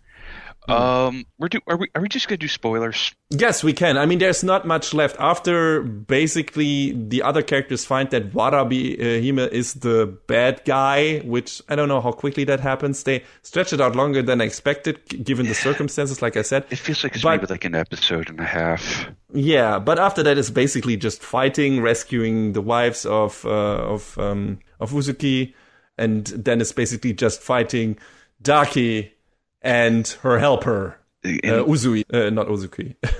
Uzui is his name, sorry. No problem. That we find out that the person helping Daki is her brother, Gyutaro? Yes, they share a body. A little weird, but okay. Alright. Okay. So, during this big knockdown, drag-out fight between, like, the whole world and these 2 demons, it feels like. Tanjiro sort of like taps into this power he didn't have, this like strength rather he didn't have before, and it seems inadequately explained. Like, is it because he stopped breathing that he can do all of these things? I didn't quite 100% understand it, and it seemed there's a lot of things that happen that seem really convenient. Yeah, it seems like, hey, we get some power upgrades here that are not necessarily super explained. Like Zenitsu being now able to strategize while sleepwalking, which is pretty rad, but it's like, hey, why? And then Nezuko suddenly getting buff? What? Like really buff? Like more than she had in the past buff? I mean, but that it feels like, okay, we gonna learn more about Nezuko. She has like probably, I mean, she's also the daughter of her father, so she has probably big Demon Slayer blood in her, but also she has been transformed by the most powerful demon there is, Muzan. So she is apparently an upper rank now. She just hasn't realized her full power up to this point because she was kept in dark. She didn't drink any human blood. I don't know if she does here, and that's how she transforms. But something triggers her if it's the care for her brother, and that has happened before, right? She has gotten her fire powers when they fought the spider guy. So she has like these stages of evolution in her demonhood, but which also makes her become more and more feral, which is the dangerous part. And they have actually tried to counteract that here. But I feel like the scene itself, where she evolves to upper rank and just kicks the shit out of Daki's face is an awesome scene. Like, and it shows like, hey, maybe this won't have a happy end. We don't know if Nezuko will actually turn to normal again once Muzan is killed. We'll see. Maybe she'll lose her mind before that. And that's the most interesting thing kind of they are doing with Nezuko, which I think is what my real problem with this is. Aside from that, she's still barely a character. She can't talk. She's barely in the show, and we almost get no insight into her inner workings, aside from the fact that she likes and wants to protect her brother, which is, again, the trigger for what you complained about, where it's like, why does this happen now? It's to protect him. And that is her only thing for evolving, her only motivation. It's like, hey, Tanjiro is in danger. I get a power buff now because I need to protect him. And that's it. It's not a problem in itself, since she, like I said, that's her role. She mostly serves as a drive for Tanjiro, as a clutch moment muscle, I guess.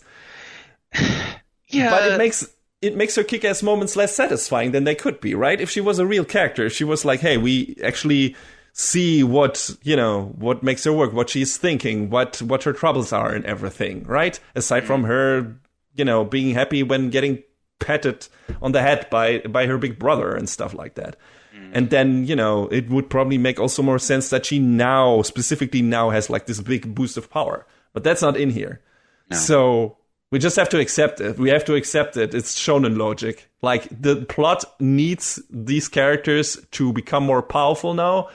And in terms of their character development and where it happens now, they kind of make it work for Tanjiro as well. I don't know, like you, I don't remember how they explained the mechanics behind it. If it was just, hey, this partially stopping breathing thing is part of the sun technique, and that's how it maybe works.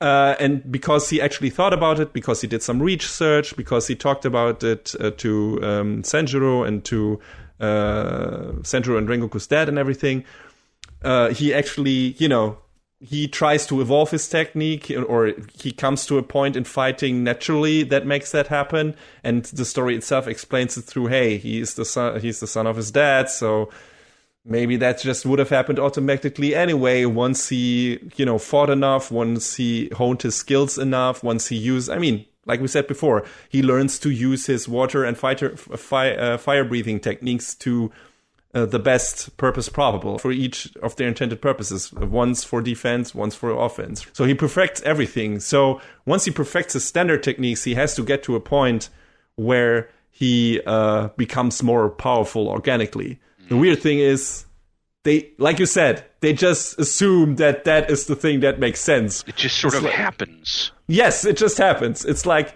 again, going to One Piece. At one moment, Luffy has this giant power buff, where it's like, suddenly he can move much faster. Suddenly he can punch much harder and everything. He's so fast that he teleports basically at one moment. And at least they give some kind of explanation, which I feel like they maybe do here as well in One Piece. It's like, no, he artificially applies higher blood pressure to the blood in his veins, like pumps it with its legs, so he heats up, and thus his metabolism is faster, and he can move faster, which is a bullshit explanation. But it's like, yeah, in this universe, this makes as much sense as anything else, because he's a rubber man, and his body can take that. It's fine. It's totally fine. It's on the same level, and this is a pull. It's on the same level as the brute force beam from Dragon Ball GT to me. I have never seen that, I think. Okay, so in order for Vegeta to hit Super Saiyan 4, he has Bulma construct this beam to shoot him with to make him stronger. That's how it works. Interesting. Okay. And yeah, there are these moments in shonen series where there's like this natural point, quote unquote, for these characters for a power jump.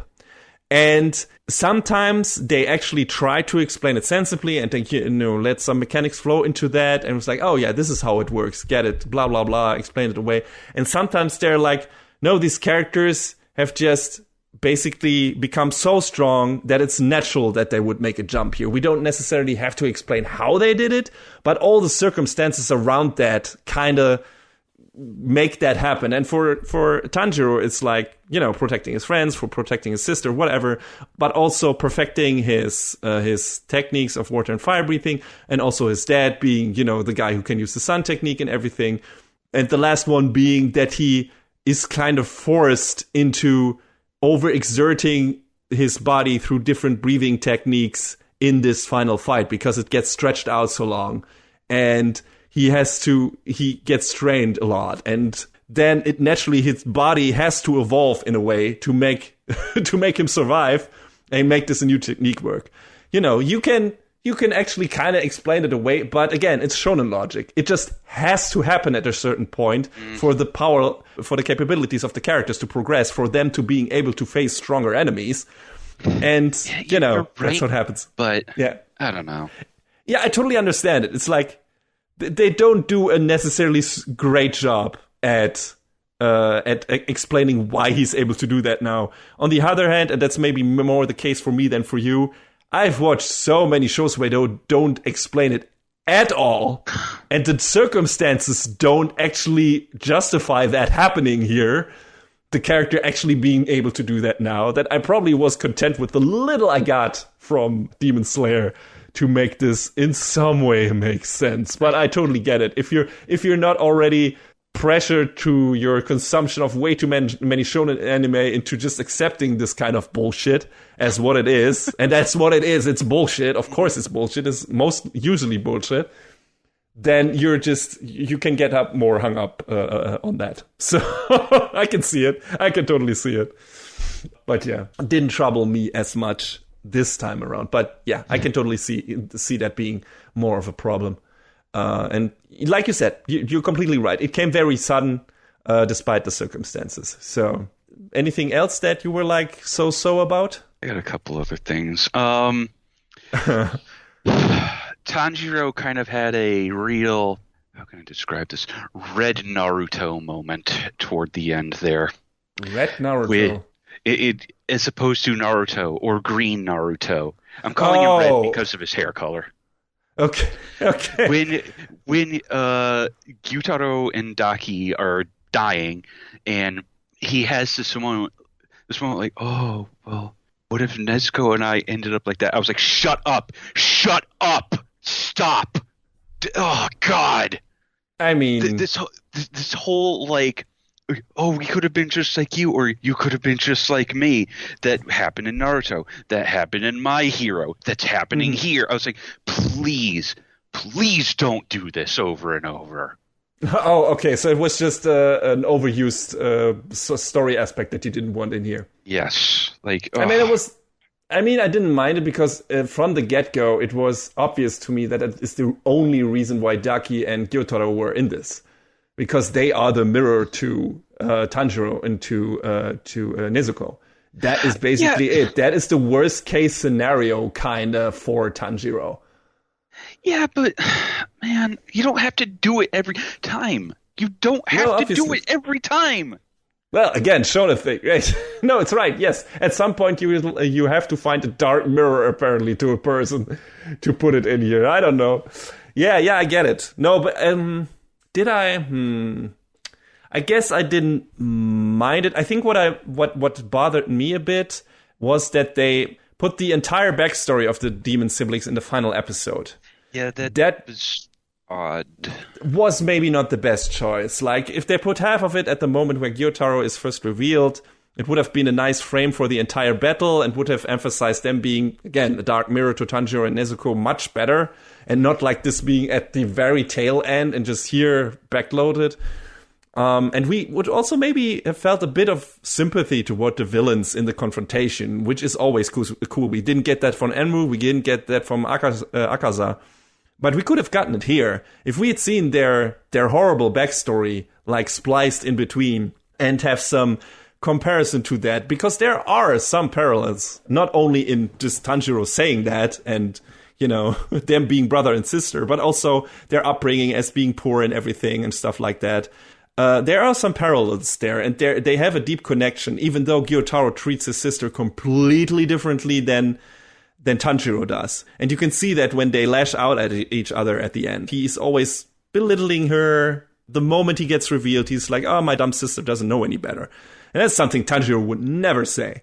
Right. That's not, he doesn't treat Nezuko like that. He respects her sister and everything, and everything about her, and he loves her from the deepest part of his heart. And I don't know if Gyotaro ever did that with his sister. It feels like he considers her more of a responsibility than actually loving her through and through as a sister. And yeah, I don't know. I'm not sure about that, but there are definitely, I feel like if we had gotten a more of a glimpse into what they were before they were turned into demons, then this final fight would have had more of an impact on the character side of things. And maybe, even though the whole concept itself bothered you here, that we had to do that again, maybe it would have felt more organic so that it wouldn't have bothered you too much, or you would have felt more of the for the characters. I don't know. I feel like there was a better way to. Yeah, there was a better way to structure this, definitely. Like, not everyone can be as empathic as Tanjiro. Your audience sometimes needs a little push you for table. So maybe don't put it all in the back there. So because while they were fighting, the only thing you want to see them is just kill them. It's like, just end these guys. They are assholes, and they're annoying, and they're assholes to each other, kind of, in a way. So I found it interesting the way they tried to mirror them a bit to Tanjiro and Nezuko. But again, Nezuko is not enough of a character to make that work super well. And also, they put it all in the last episode there. And that was, in my opinion, a bad decision. That could have been structured better. I wonder if it's different in the manga. I doubt it, because so far this seems like a straight adaptation, like everything about this. So I don't know why why the author decided on doing it that way. I don't know how they did it for the spider guy. I thought that, did we even get backstory on him? I don't remember. I don't think so. But I feel like, some of the backstory for the characters was more evenly spread out. And even for Rengoku, before he had his final fight against Akaza, we got filled in more of his stuff. What his past before that fight happened, and that they should have done that for the demons here as well. That would have been better. Yeah, because then there's just more attachment to the characters, even if it's not for a long time. And especially if these are our bad guys, this is even more important, because you don't always want like just the guys that are just hateful, spiteful pieces of shit.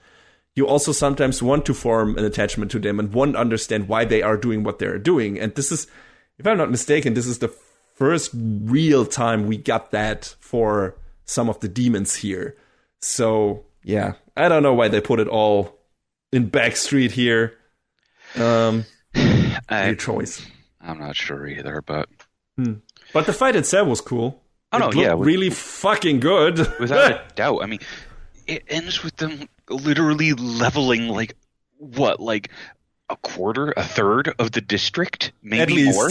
It looked like they leveled all of Tokyo, man. Maybe closer to half, maybe more than half.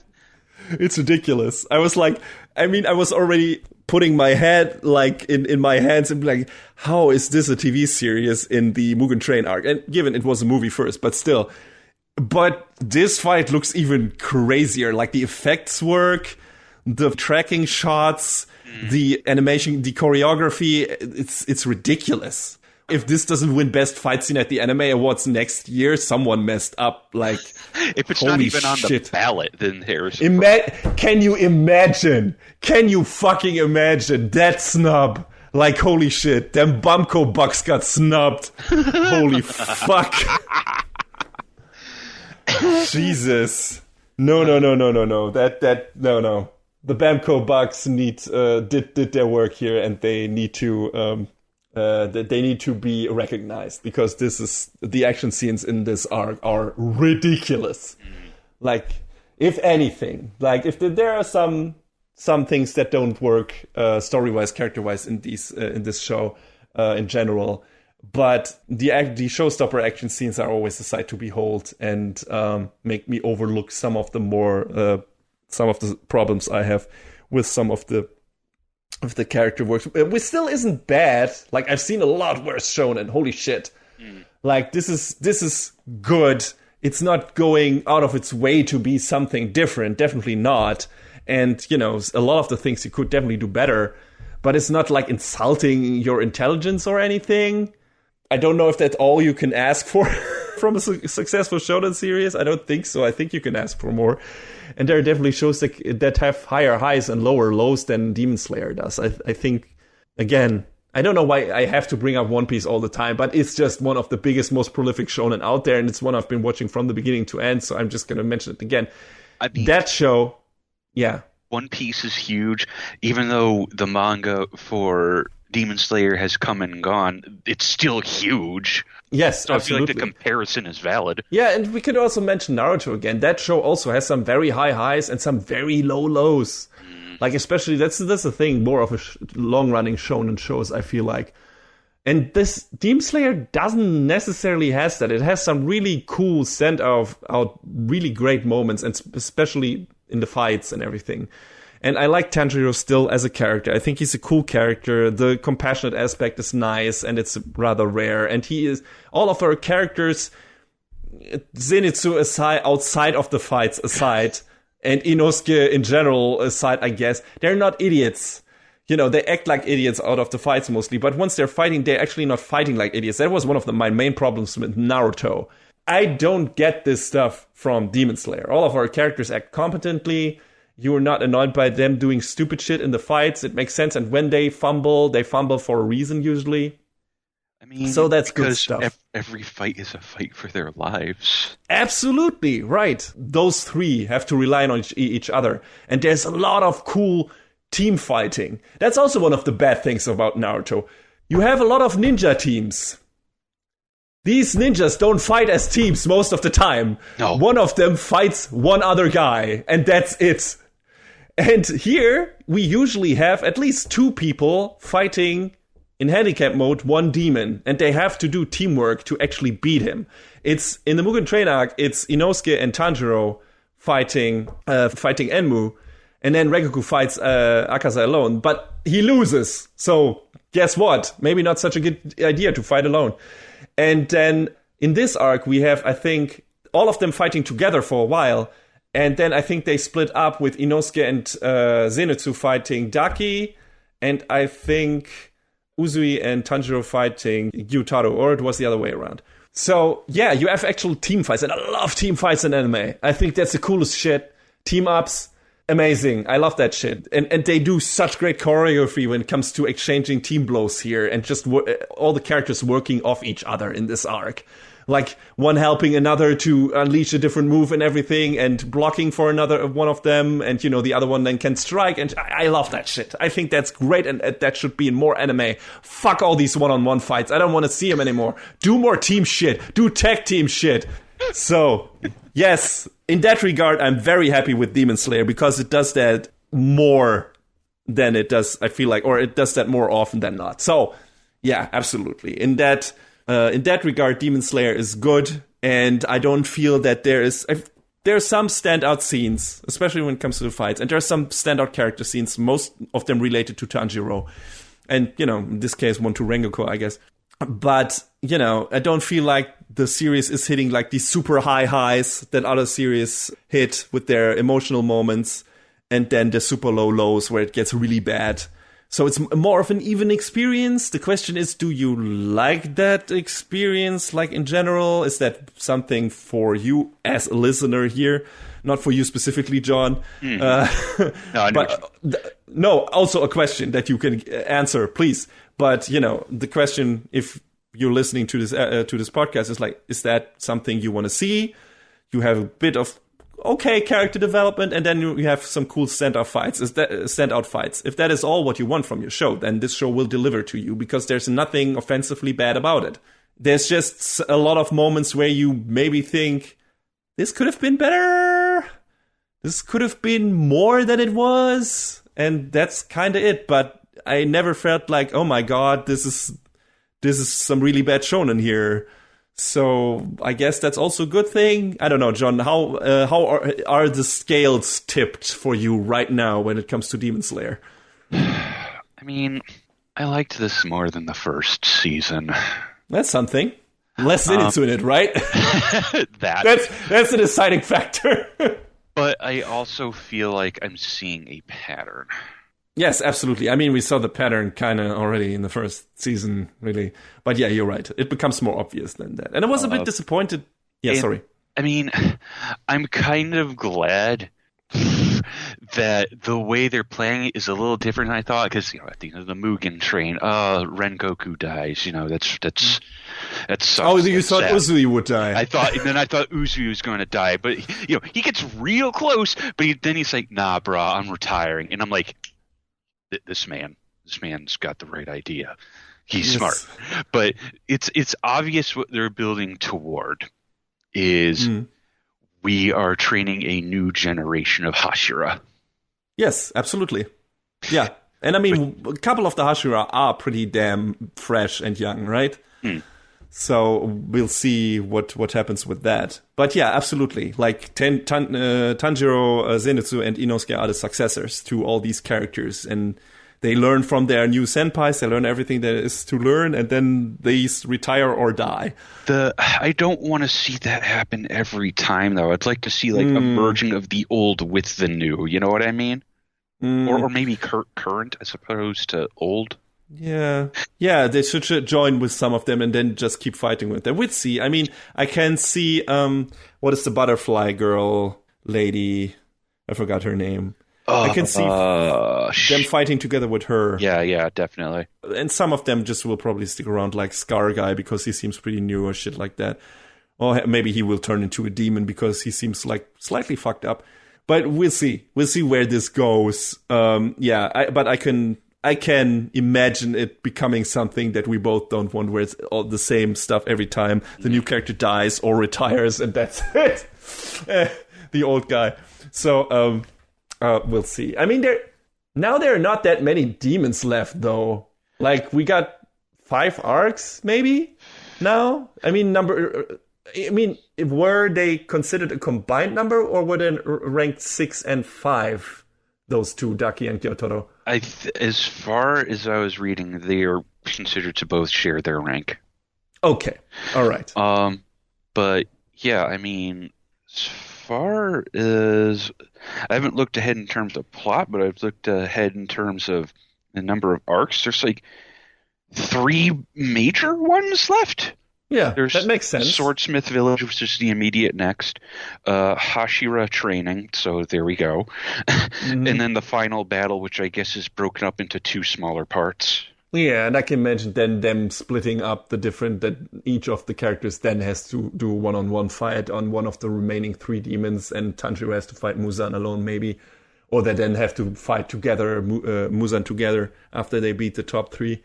On their own. I don't know. That would make sense in terms of how many arcs are left. And I mean, obviously Tanjiro has to fight Akaza, right? That is a given. Yeah. I can't see it happening any other way, because they already through over distance butted heads, because he already called him out. He called him out the hardest it's ever been called out. Yeah, you have to follow up on that. So, I think that's one. If it happens, and they seem like building up to that being maybe already in the Sword Village arc, because Akaza was featured, and when talking to Muzan, why is he a kid now? Who knows? Has he become his own son? I don't fucking know what is happening here. But we also need to get filled in on why the demons are in search of that flower called the blue spider lily. I think they haven't elaborated on that yet. I forgot about that entirely.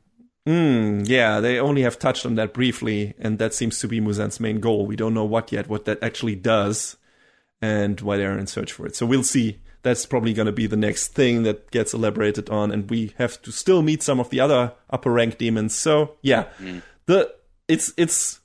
it's already basically laid out in front of us what's going to happen next. The nice thing is also that we know that what's going to happen next, in terms of that it's not going to be too much longer, that the series has a definitive finish to it, that the manga is over at this point, and that we know that we're going to get a full, complete story by the time the anime has wrapped up, and it is successful enough that it's probably going to be finished. So it's not one of the ones that's probably going to be left open-ended, unless Ufotable says like, oh, we don't want to do this anymore.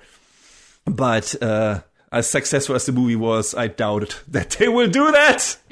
So, yeah, I'm interested to see where it goes. I'm definitely going to keep watching. But like you, I hope like they will do some more stuff that breaks out a bit of the standard mold. Like, when we talked about My Hero the last time, I was really down on it, and I feel like I'm kind of done with it.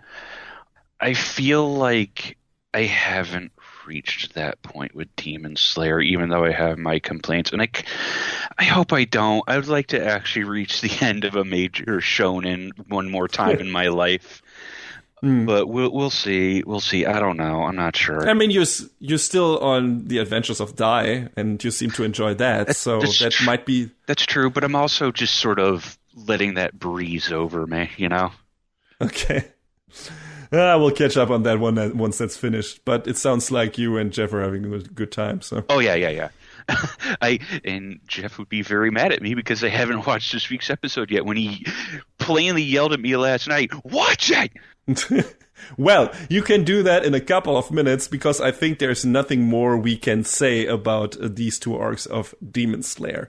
Again, I liked it. Some things could have been done better, but I've seen these kind of things done also a lot worse, so I'm totally fine with it, and the show looks amazing. That is uncontestable.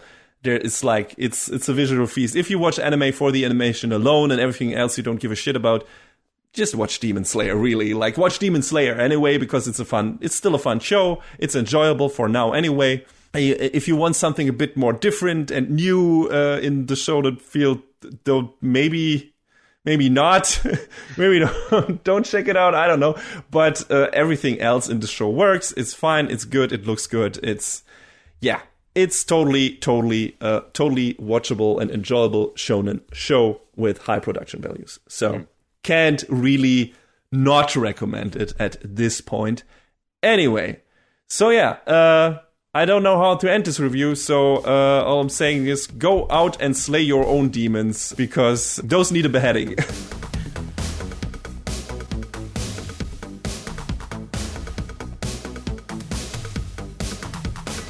And that is a wrap on the 127th episode of Anime Brain Freeze. All the music in our show is from the Double Dragon Neon soundtrack by the amazing Jake Kaufman. Please go to virt.bandcamp.com and check out his awesome work. Our show is available on most of the popular podcast services, but it's always worth visiting animebrainfreeze.com for our review index and more. Leave us comments and questions on YouTube, follow us on Twitter at AnyBrainFreeze, or send an email to animebrainfreeze@gmail.com. We would love to read your feedback. Thanks for tuning in, we hope you had a good time, and please join us again on our next episode. Macht's gut! So long, everybody. Next time on Anime Brain Freeze. Post-apocalyptic shrooms! And the return of the Master Thief and his green jacket.